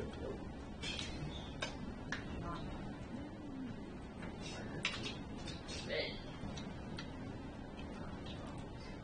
How about that? Yep. It's not like you can read anything. Target. Let's say target. You get the idea. Target.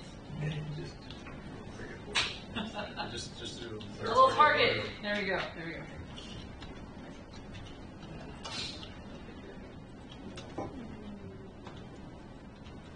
That just looks weird. Another little ring. Bullseye. Like this is target. Target. Target. You're gonna be alright. Target. Right. So for the targets, right? So you have your supervised and your unsupervised tasks. So those are our categories. Or sorry, your supervised and your unsupervised categories. And within those categories, you have your continuous target or your categorical target, and then so here's where your other tasks come in. We can fill this in a little bit more, and here's where you have your methodologies. Right? So every week, we're going to start with a blank one, and then next week we'll add visualization. We'll see where it fits. And then the next week we'll add linear regression. We'll talk about where it fits. Next week, logistic regression. So we're going to build this. So this is like the final product. We're going to build this all semester long.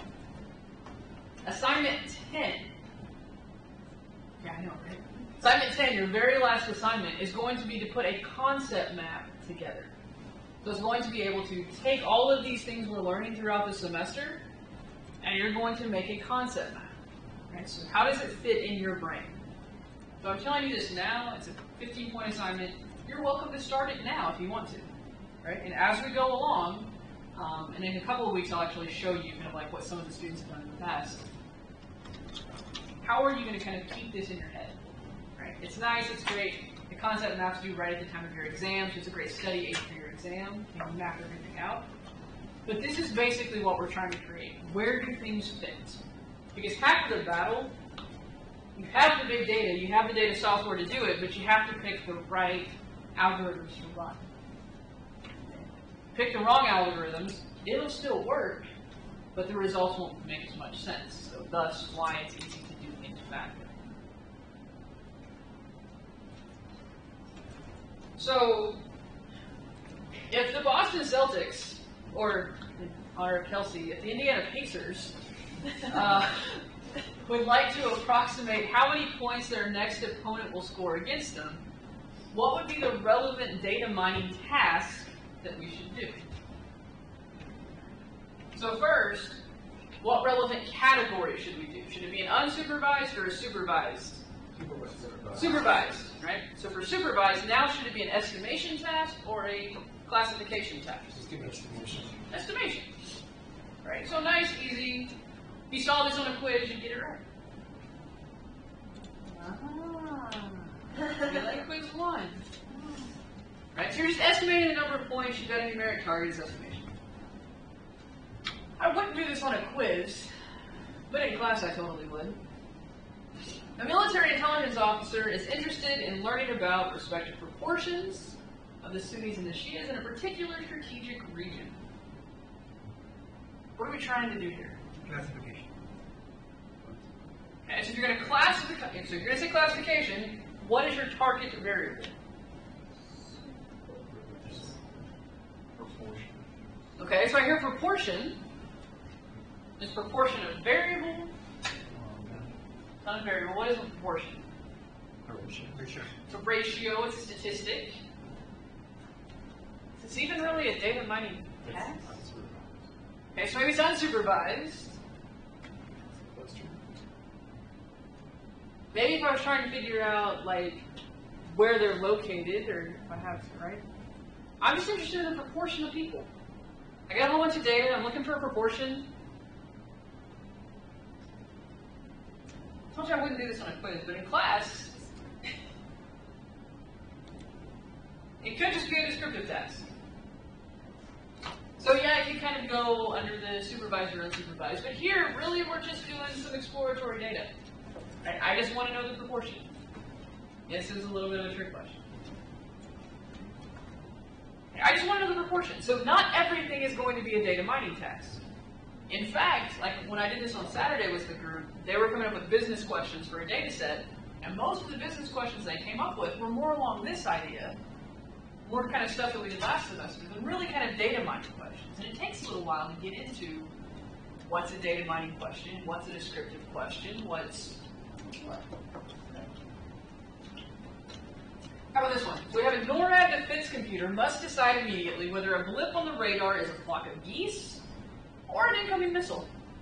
Okay, no pressure. So would you say it's a supervised or an unsupervised task? Or neither? It's supervised, right? Okay, so I've got mostly, I'm hearing a lot of categorical, so a lot of classification. Anybody want to go estimation?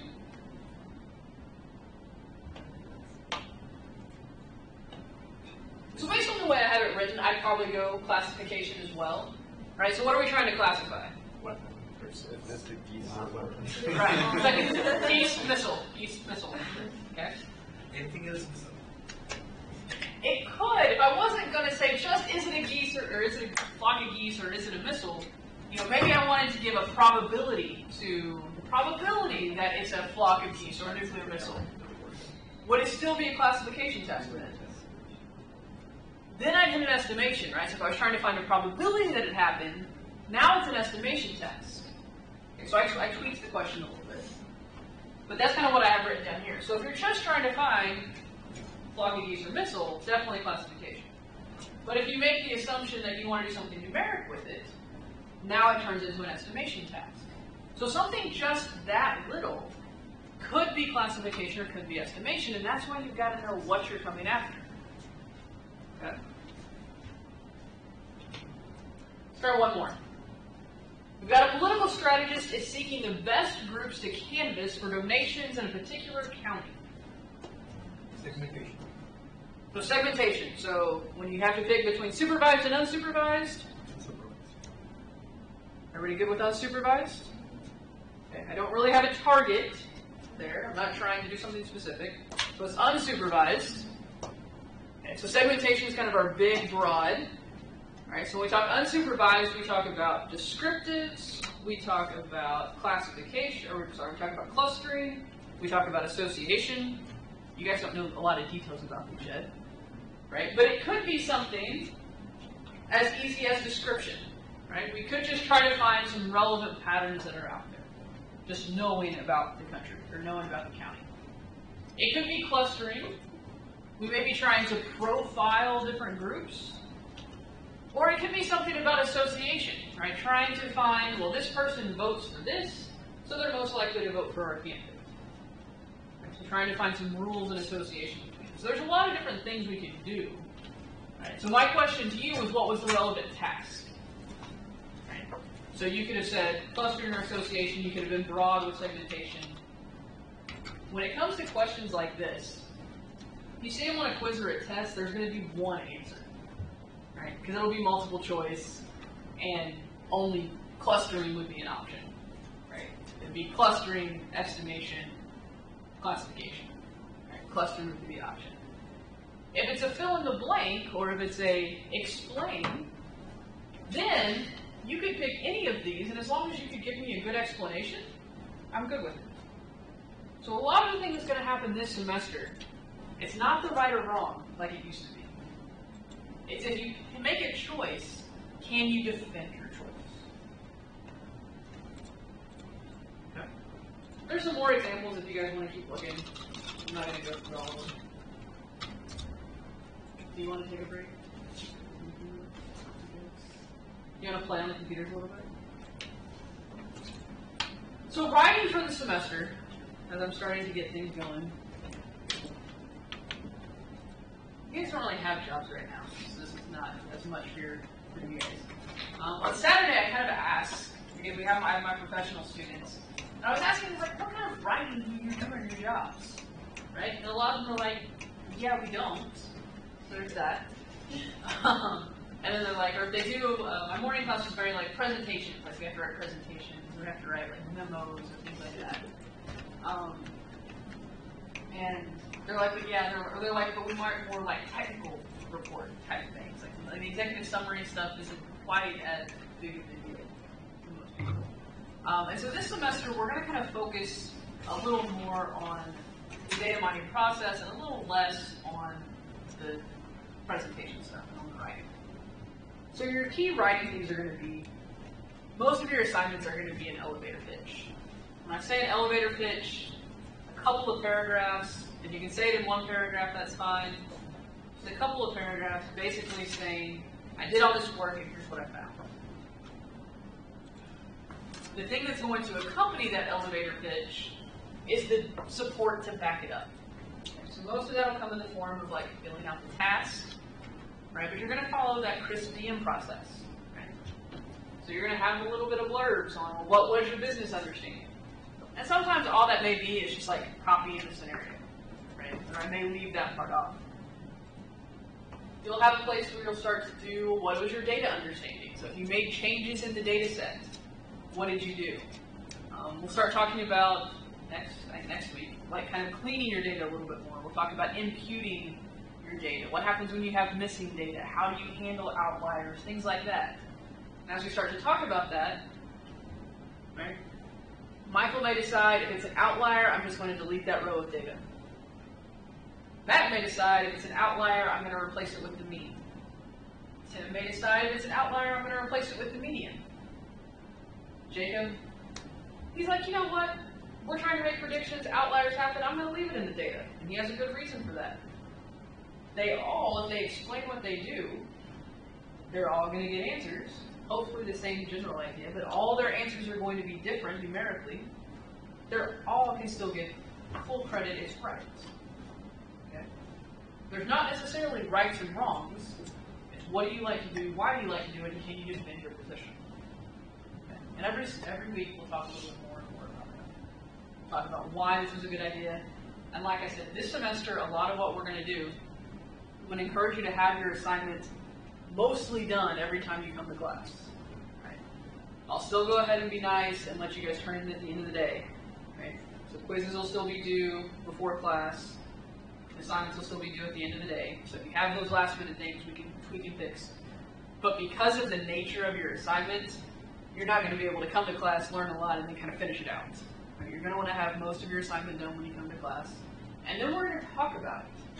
Right? What did you get? What did you do? How did you do this? And that's what probably the first 30 minutes or so of class is going to be, because that's where our learning is going to happen. What trouble did you run into? How did this happen? Right? Which model did you find to be the best? And see if everybody came up with the same parameter-ish, or what somebody else will start to kind of play a game of who can get the best model. Can you beat me? Haven't thought it through all the way, but there may be bonus points involved for who can come up with the best model. Who knows? So this is kind of the game and kind of thing we'll start to play.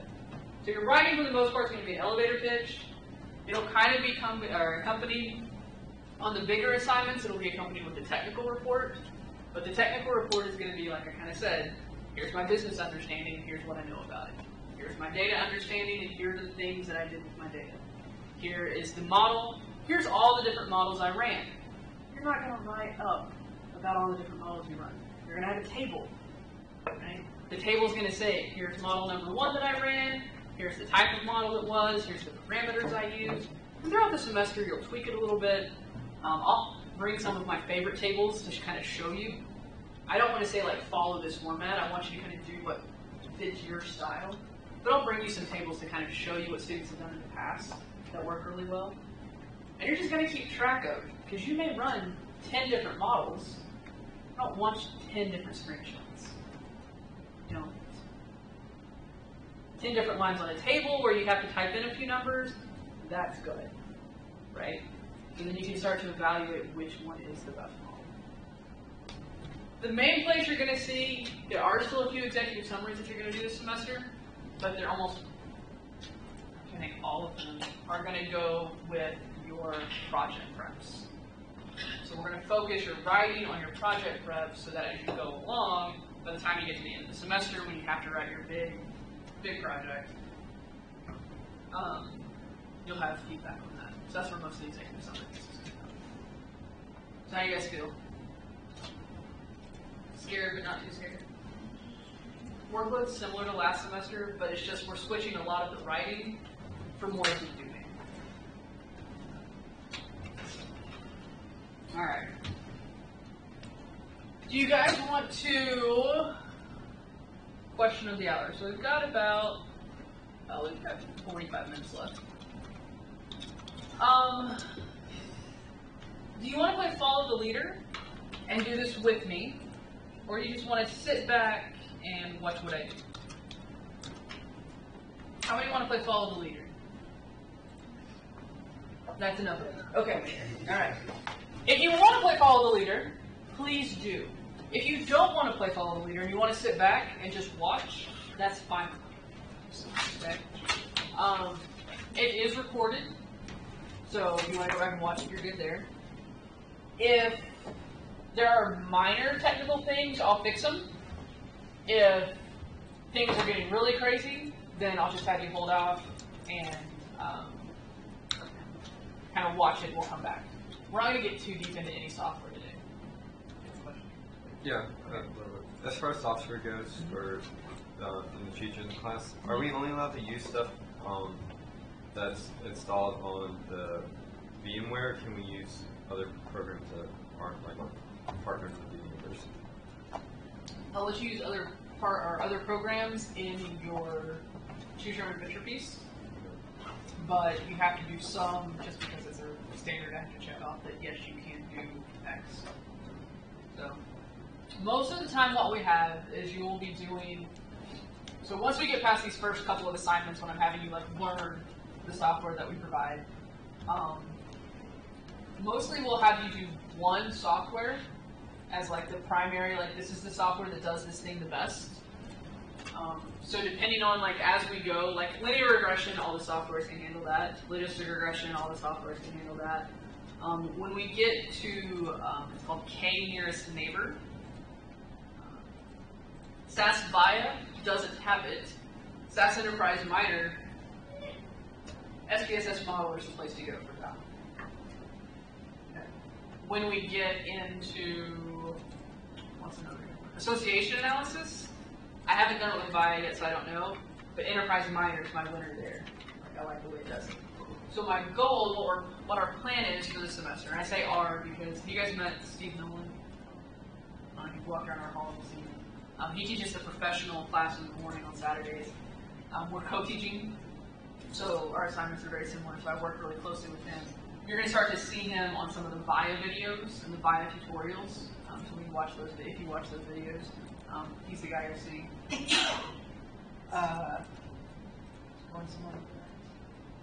Anyway, so just whatever software does the thing that we're trying to do the best will be like the one software we want you to use. And then for the choose your own adventure, you're going to pick one of the other softwares, and this is where if you want to learn R, that's where you'll have a chance to do that. If you want to bring in something else, just tell me what it is. And it's okay, it doesn't violate any licensing agreements we have, just for whatever. I'm okay with other stuff. Because there are definitely other data mining softwares out there. The R in the book, do we need to have some knowledge of R before, or does it start from the beginning? You need to have a little bit of knowledge, but I don't think a lot. And so I do have a couple of lynda.com videos that should get you up to the point that you need. And then after that, it should, because I'm pretty sure it's RStudio, you should be able to pick up a little bit as you go along. I'm not sure. I haven't played with it, to be honest with you. Really, the only reason that I said that I switched the book was just so if somebody wanted to, they could try. But I haven't played with it at all. So, full disclosure. The authors are actually working on a next edition of this book. It's the same edition, but just new examples with Python. And that's actually the book that I really want. But I wanted to do this because I know how much you guys are interested in R, so.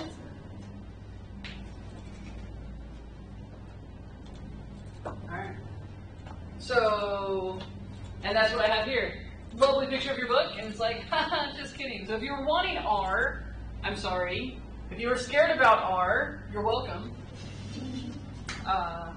Most of you didn't even know what the book was going to look like, so there you go.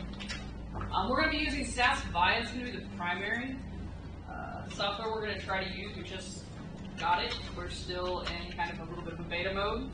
We're creating the tutorials as we go along. Well, we have the tutorials great. We're creating videos as we go along. You're kind of going to be some test subjects. But the great thing is, with all new software, we're going to run into bugs, but we have amazing technical support who will help us very quickly get answers. So, we're going to use SAS Via, we'll use SAS Enterprise Miner, we'll use SPSS Modeler, and we're going to get a little bit more into Tableau with some of our visualizations. Why are we focusing on these instead of R? And the big thing is just we're going to focus on the drag and drop, the flow-driven processes, as opposed to the programming aspect. So we're going to spend more time. This way I can teach you more faster. with some drag and drop stuff, as opposed to, oh, you really gotta get into the program, it takes a little bit more. It is, I mean, they are popular. People are using SAS all over the place. ISYS, trying to get in a whole bunch of companies. SPSS Modeler, probably about a third of my professional students use this one. So just kind of give you an exposure. What you're going to start to realize is that every software is going to have its strength, everyone's going to have its weakness, but they all kind of have a similar idea. So no matter what software you get into, you're going to be able to switch between them pretty fast. Because in 5 years, something new is going to be out. In 3 years at this point, something new is going to be out and you're going to learn new software. Kind of the idea of that's what R is, and all of that's kind of encompassed in one little node in what we're going to look at. So that's why we picked this. We're not to our project yet. Yes, I would like to keep my funny annotations. Alright, so you guys are already logged on. It's going to take a second.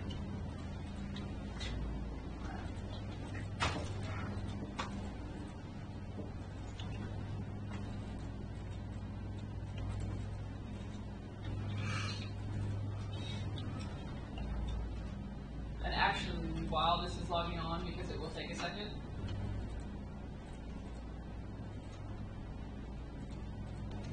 A couple of things about your project. We'll just talk about it. We'll talk about it more next week. My challenge for you, you guys have been challenged to do this before. If you're a Walton student, if you haven't, I'm sure you will be, is to be epic. So obviously we want you to be epic in your class, but really I'm going to challenge you to be epic for your project. Right? Strive for excellence, do the best that you can do. We're going to try and be very professional. As we're going through this, we're going to work on our professionalism. Innovation, think outside the box. Data mining is all about innovation and thinking outside of the box. Collegiality, I know you guys are already very collegial, so this really isn't something we necessarily have to work on. But as we're up here presenting, valuing everyone and all their differences. And so we're going to try and be epic.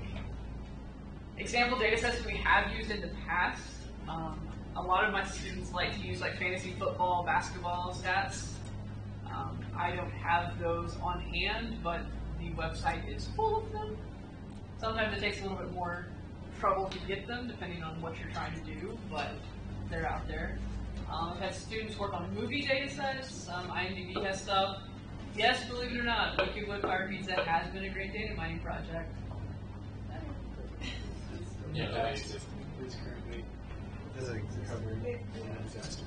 Well, it's not current data, but the existing data has worked quite well. I had a group last year that predict the explosion. do what? Any of the projects predict that it's going to catch fire? You know, no, that wasn't something that anybody actually predicted. That might have been helpful. That person would have been very suspicious. You know, I think next semester the Wikiwood Fire Pizza is going to burst into flame. Yeah. That's funny. Last semester, the group did some stuff on Airbnb. There's a bunch of open source data on Airbnb.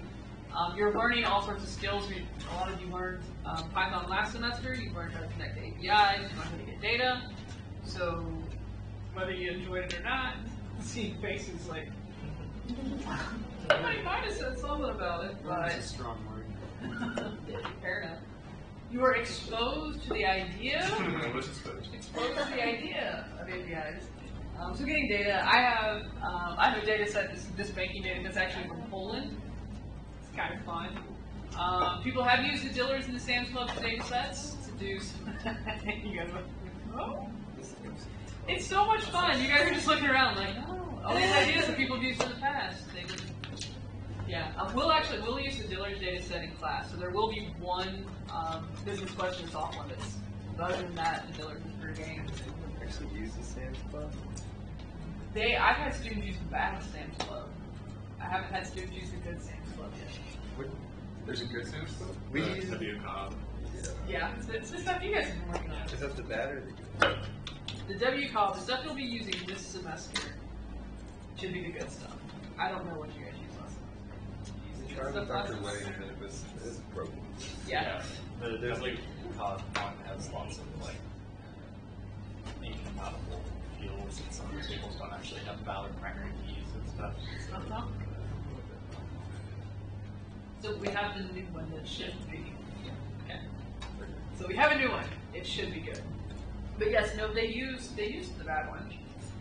It was a little much for them. They did have to it did limit what they could do. But they have some pretty cool insights. You're not working for companies, so I guess you can't really use your company's data.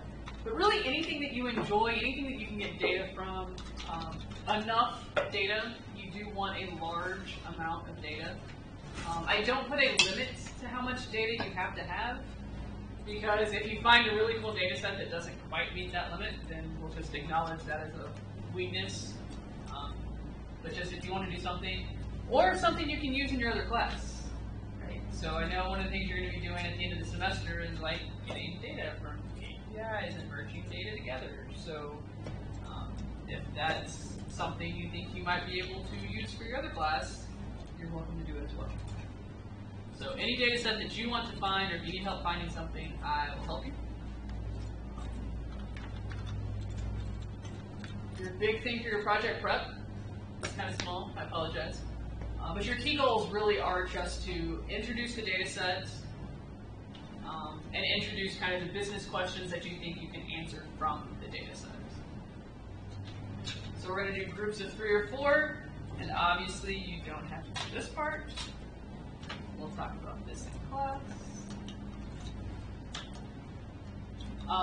You'll have a presentation, one of your group members, in 3 to 7 minutes. We'll get up and talk about, here's my data set, here's why we want to use our data set. So you're pitching it to me. The audience for your presentation is going to be me, right? Why you should use this data set this semester. And then you're going to write an executive summary that's 1 page. It's basically going to do the same thing. It's going to give me a brief background of your data and information about your business questions. And you're going to go ahead and hypothesize what you think, without playing with the data, is what you think you're going to hope to find to be able to answer these business questions. And then obviously I'm going to need your data or a link to your data so that we can actually, and I know you can use it and I can see it and make sure that it really is something that will work for the semester. We'll talk about this a little bit more. I think it's going to be like the 5th week of class, so we've got time to kind of get you started to think about it. So by now, you get to the end. So we have 3 software I'm going to introduce in the next 30 minutes. We have about 10 minutes of software, so we really are just going to talk like intro stuff. Which software do you want to see first? VIA, Enterprise Miner, or IBM SPSS Model? Yes. You got to pick up first. Start with the most boring. I will start with the least visually appealing. Okay. They're not boring, they're awesome. We'll start with the least visually appealing, and that would be SAS. Or Scott. SAS Enterprise Miner. So when you open up, SAS Enterprise Miner is awesome. It rates a nice little clickable button right there. SAS Enterprise Miner. So one of the things I'm going to tell you is we have an amazing tech team. I'm not sure if you know that yet or not. It's Michael Gibbs. He's amazing. He's so amazing, in fact, that he's always getting us the latest, greatest, newest versions of all of our software, which is awesome. Except for the fact that I can't keep up with Michael Gibbs, and so our tutorials may not be, he just updated this like a month ago. There are some things that have changed. Mostly they've added things. Most of the tutorials we're going to have are going to be the same, but if you're going through a tutorial and it's slightly different, just ask me about it. Okay, so we're now on SAS Enterprise Miner 15.1. Your user ID and your password are just like always.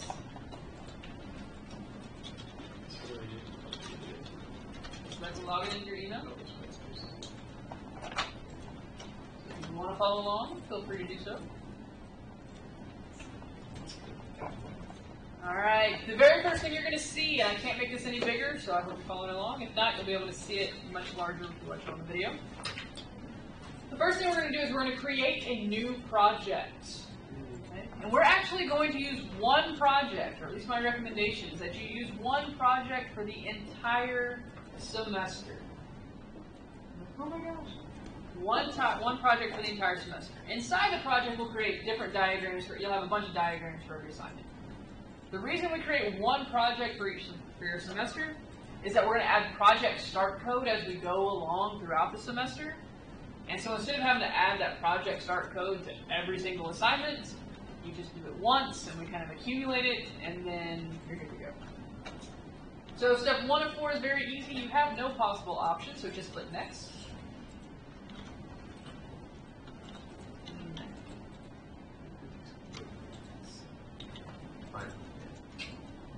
It was a little slow. There we go.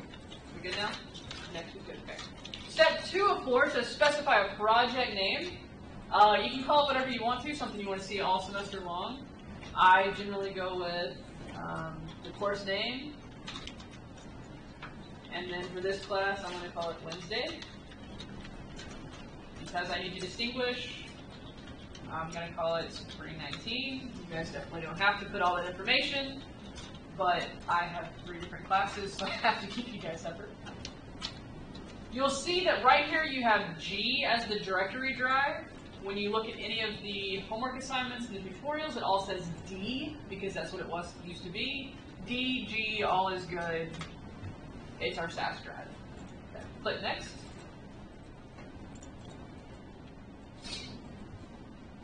Step 3, everything's good. It's telling you to just create a folder location for you on our SAS server. Step 4 gives you all the information in a nutshell, and you click finish. And so now you have a new project, so now every time you come in, you can just open said project. Alright, the next thing we're going to do, diagrams are going to be the place that you're going to have a new one for every time. So diagram, you can either right-click and create a new diagram. So my diagram name, I'm going to do lesson 1.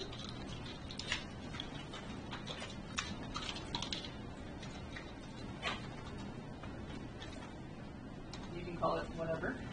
You could also file new, where is it? File. Oh, I've already created it, so it doesn't work. Normally you can like file, create new diagram. Okay, so you saw it was a gray box, now it is a white box, which means it's active, and you'll notice across the top of your screen you see sample, explore, modify, model, assess. There's the first bit of schema. When I started working back with this, back in like version 7, that's almost all you had. You had a utility. That's almost all you had. And then we got a high performance node, and we got some more applications. We just got text mining. I think text mining was in version 13, and time series apparently was in 15 update. So we just keep adding on more little tabs to do more and more things, which is kind of cool. Most of our home base is going to be these first 5 tabs. I always forget this part. What you're going to want to do is we're going to need some data to play with. So, really quickly log into Blackboard. Right here.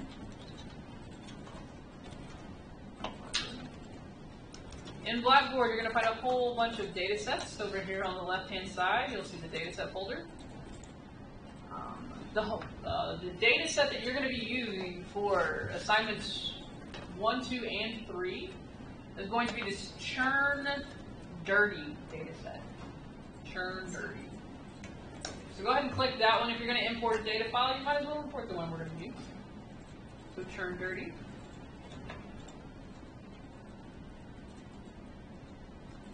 Alright.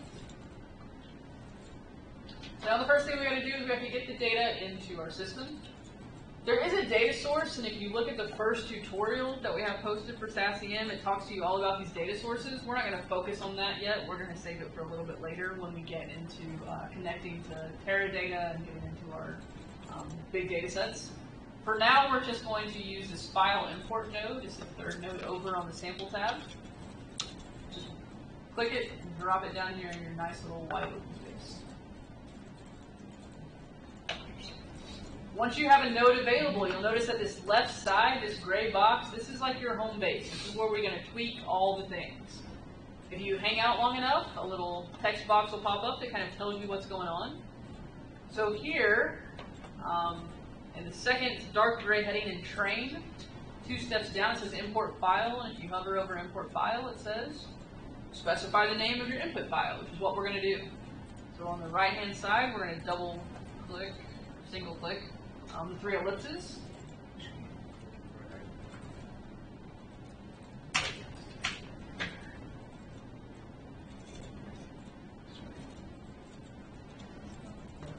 Is everybody good? Did I go too fast? Is everybody with me to this stage? Okay. So we're going to import the file. So it's off of my computer. I should have told you to save it on your desktop. I didn't. Wherever you saved it's fine. So you're going to browse, go find your churn dirty data set. So mine is on my desktop.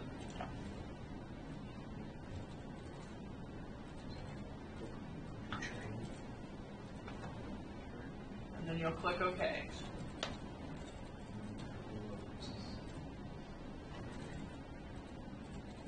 How we doing? Good. Questions from anybody? Let me know when you get back to your file import. Okay. I feel like file import's really generic. So just like in other programs, when you right-click on stuff, things happen. So I'm going to right-click and I'm going to come down to where it says rename.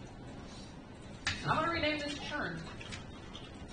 So that way when I look at lesson 1, I know that I'm using my churn data set. You can name it churn dirty if you want to. I'm going to call it churn.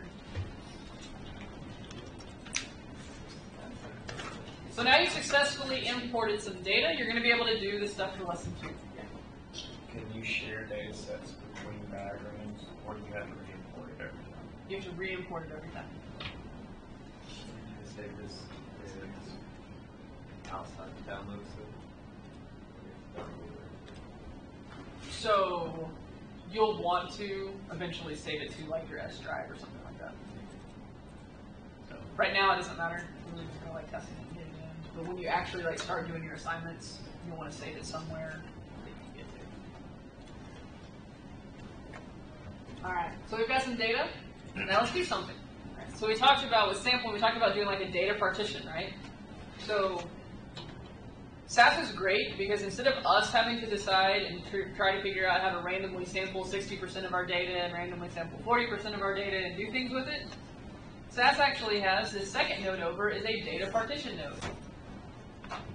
So this is really cool. SAS is great. All of these things are in alphabetical order up here at the top. So we want the second one, which is data partition. I'm just going to drag it and pull it down.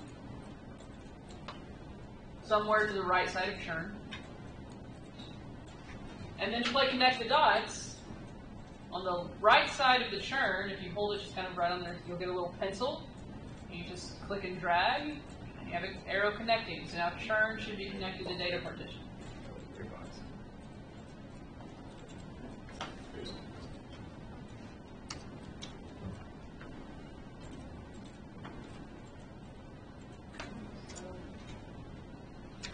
One of the things that we didn't look at though, actually let's do this first. So with the data partition, like I said, over here on the right-hand side, or on the left-hand side is where all the things happen. So if you kind of go down, so there's general, there's training. Here we have data set allocations. And we have the training, the validation, and the testing. And so right now its default is 40, 30, 30. For our class, we're going to change it so that the training is 60%. The validation is 40%, and the test is 0.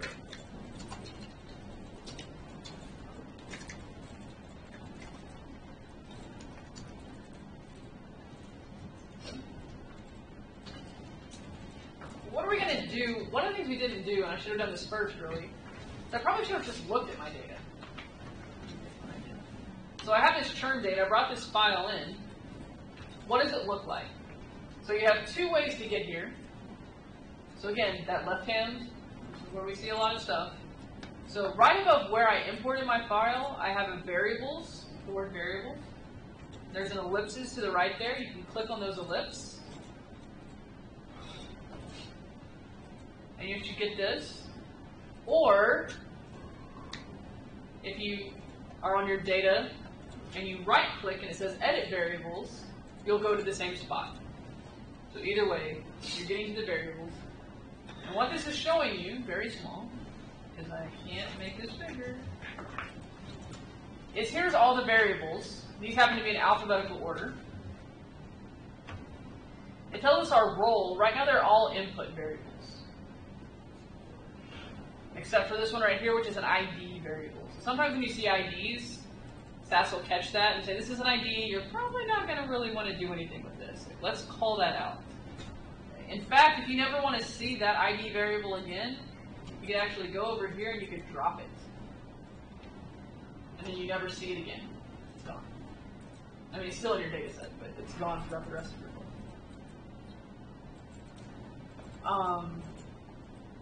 Let's say that one of the things I wanted to do, and with this data set we will, let's say I wanted to predict if a customer is going to churn, if the customer is going to leave my company right now.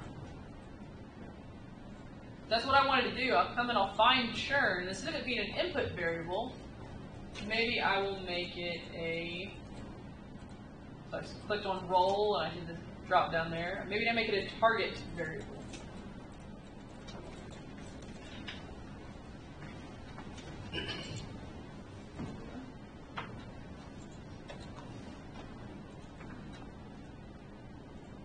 There's just some of the things that we can do. Another thing that we can do, maybe I want to explore this whole data set. I want to kind of see just what's going on. So I'm actually going to click the first one, I'm going to click Shift, and I'm going to click the last one. So I've selected everything. And down here in the bottom right it says Explore. Click on Explore. It's going to think for a few minutes. Hopefully not a few minutes, at least 30 seconds, maybe. And what SAS gives me really quickly is a bar chart or a histogram showing you the variables that are existing. So there are some things that look okay, there's some things that look a little funny. You'll see some exclamation points. Right? This is basically saying you've got too many phone numbers, I can't show you all of them. Well, every record has a unique phone number, so it's basically a bar chart of 3,000 phone numbers, all at frequency 1. Okay. So that's not useful, right? It's not a useful bar chart. Except you can see, okay, phone has a lot of unique variables, right? Same thing for state. State fluctuates, but still you're like, well, state, yeah, there's 52. You can't just preview that for me real quick.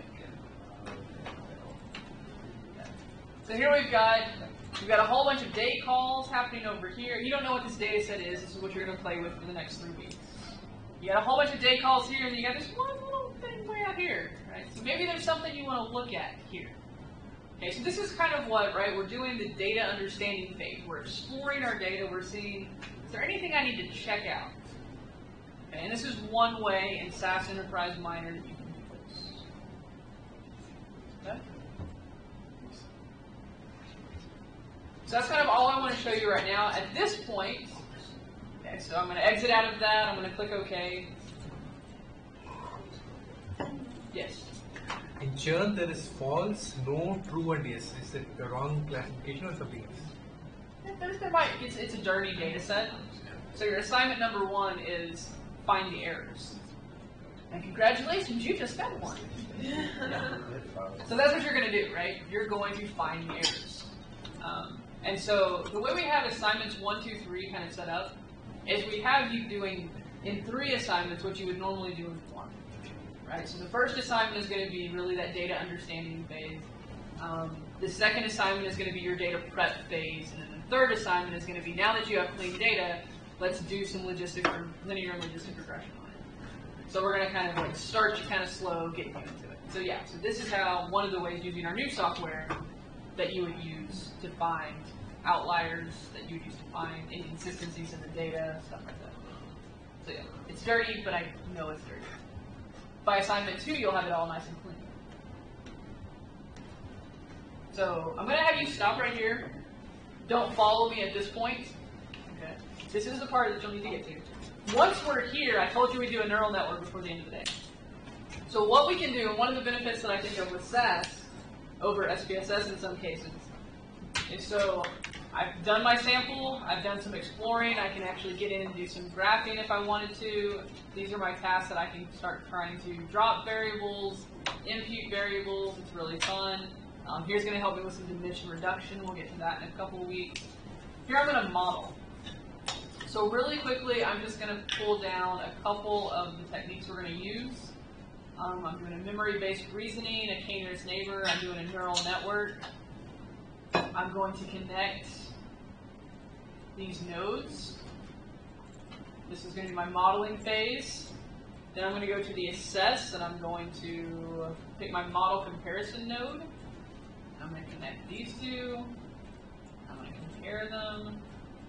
And long story short, so here anytime you want to run something, you can either right-click and hit the little running guide, or up at the top there is a little running guide that says run. So I'm going to run my model. Do you really want to do it? Yes, I really do. So we're going to wait a couple seconds while I talk about this.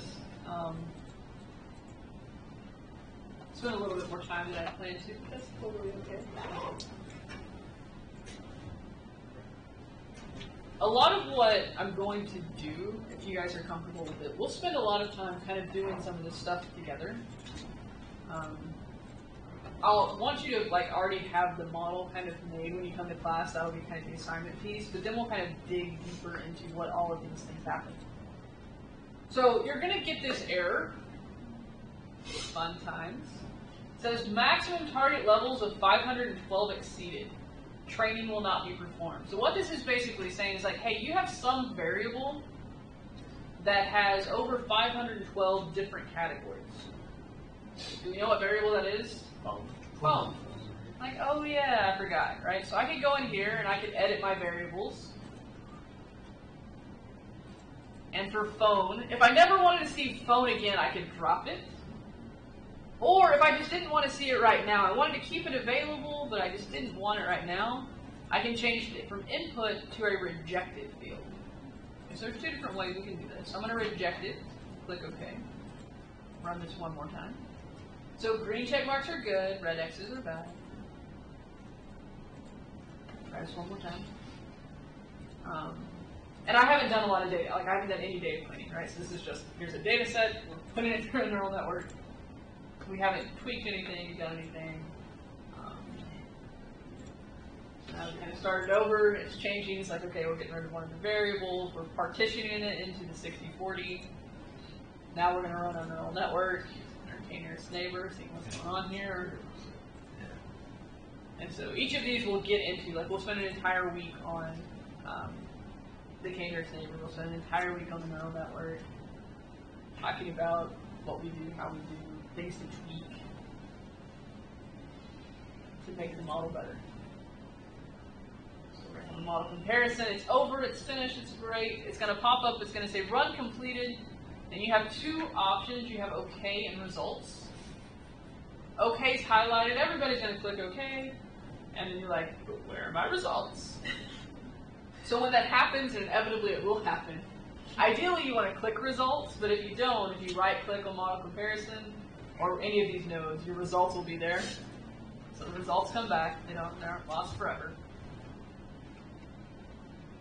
And we'll talk about which of these numbers we're actually going to look at. But the main thing we're going to look at is our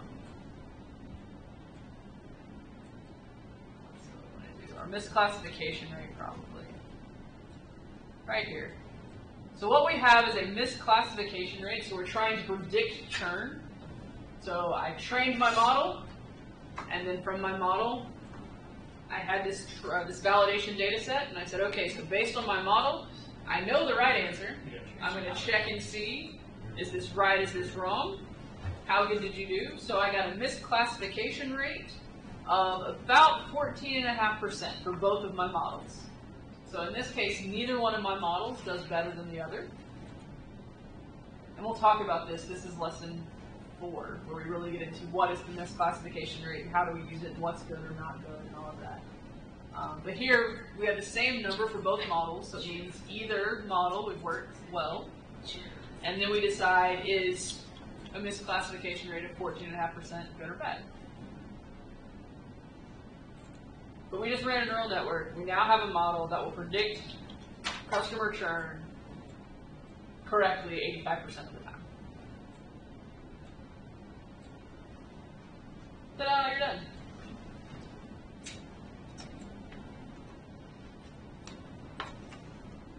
This is what it says. Why software is easy in quotes, easy to use, and it's easy to do things badly.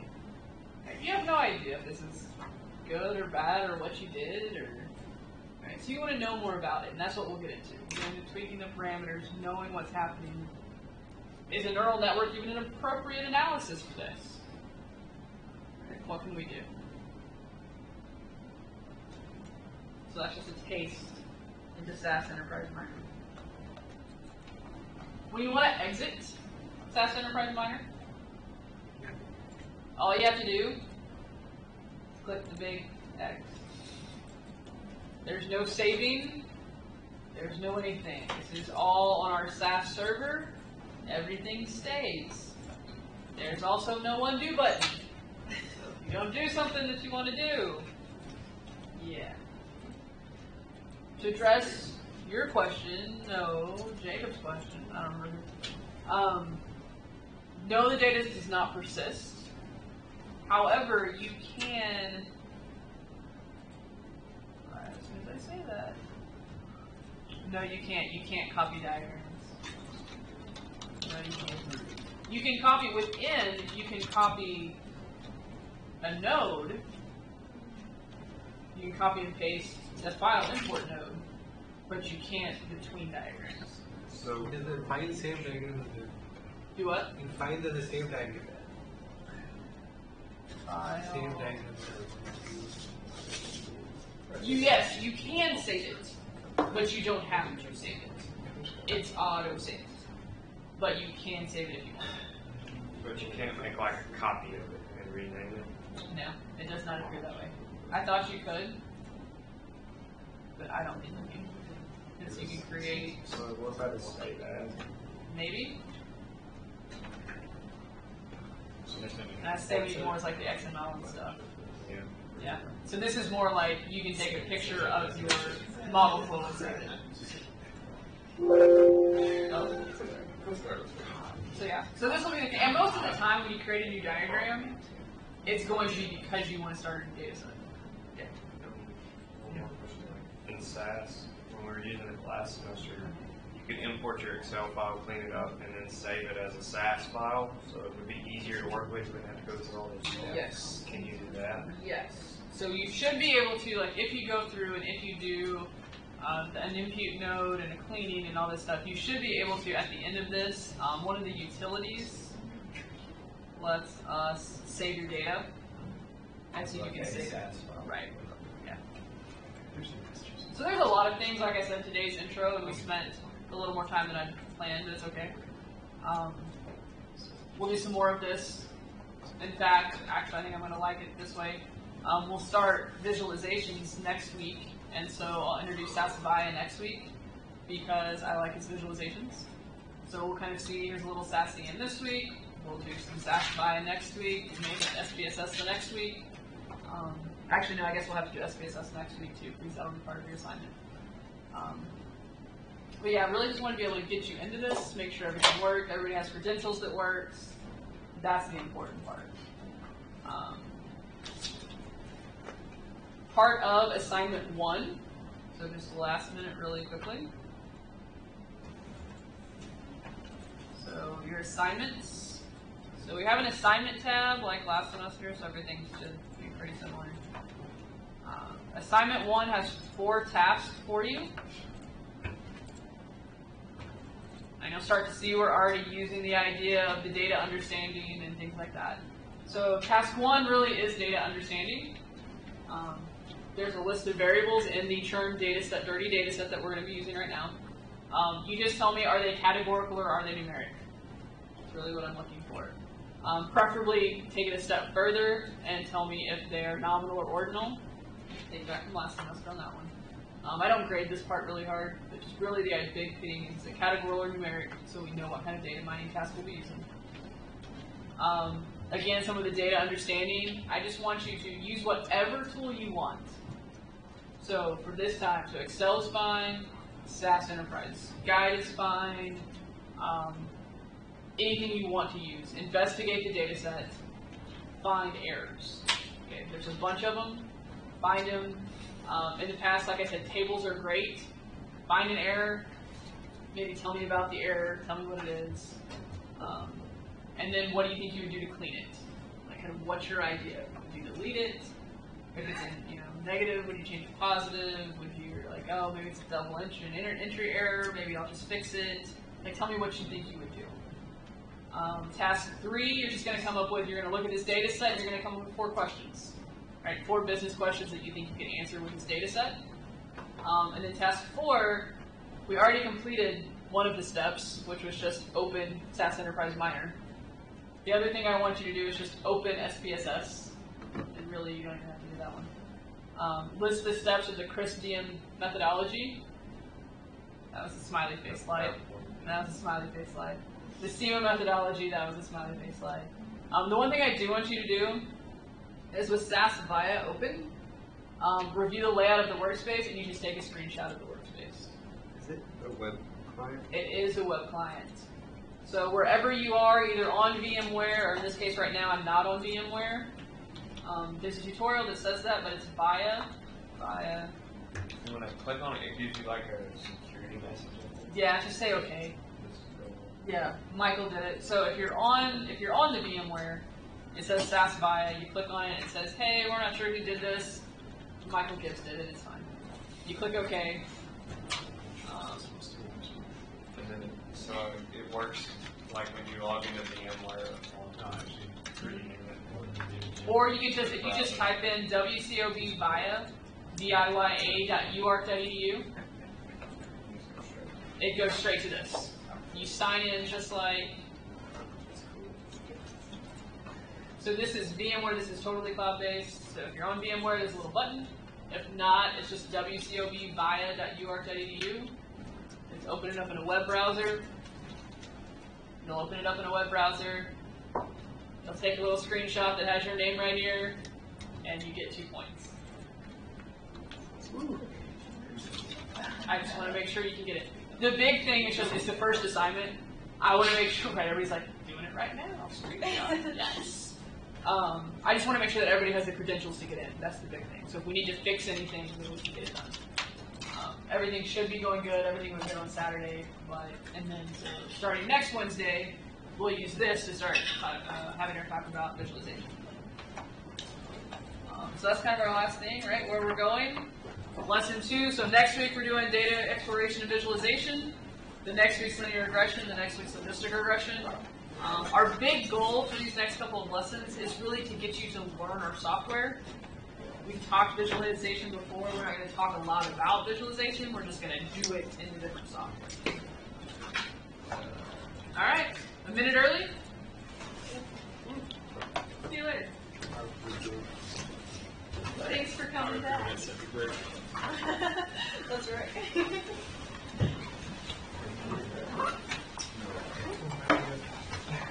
So think about who you guys want to have on your teams. Maybe play around, see what kind of data you might want to do for your data mining project, and then we'll save time for the end of class next week to kind of finalize who your team's going to be.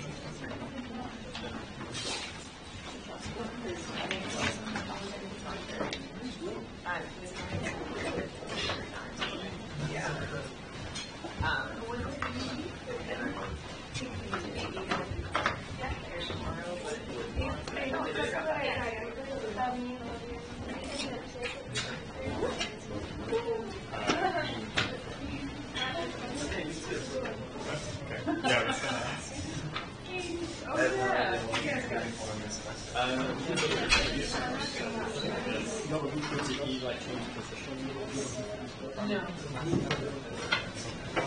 We just had, we had different people. Okay. So we just had to do some. I never did anything explicitly for Dr. Carlin. It was always like impressive. I know. You We're on Mr. Enterprise System. Rumor has it it's supposed to be a little professional MIS. So it's all Enterprise System. She gets a CEO.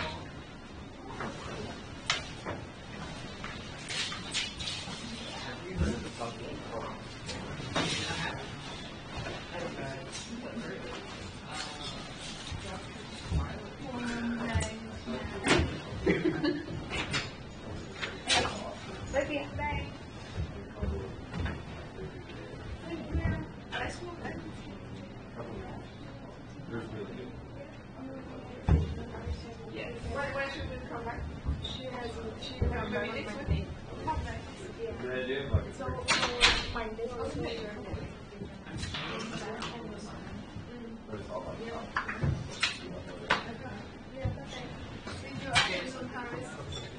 Alright? Yeah. This afternoon we have class, right? Okay, see you. Yeah, no. I mean, so it's one of the they don't really need to like front from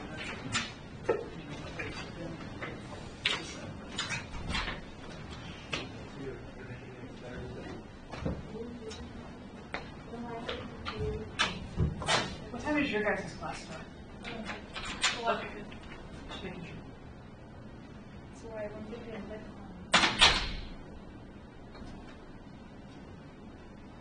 So this is my license, right? So did it come back after license? Did the license? Yeah, so I don't think it got enough for this week. So that's it.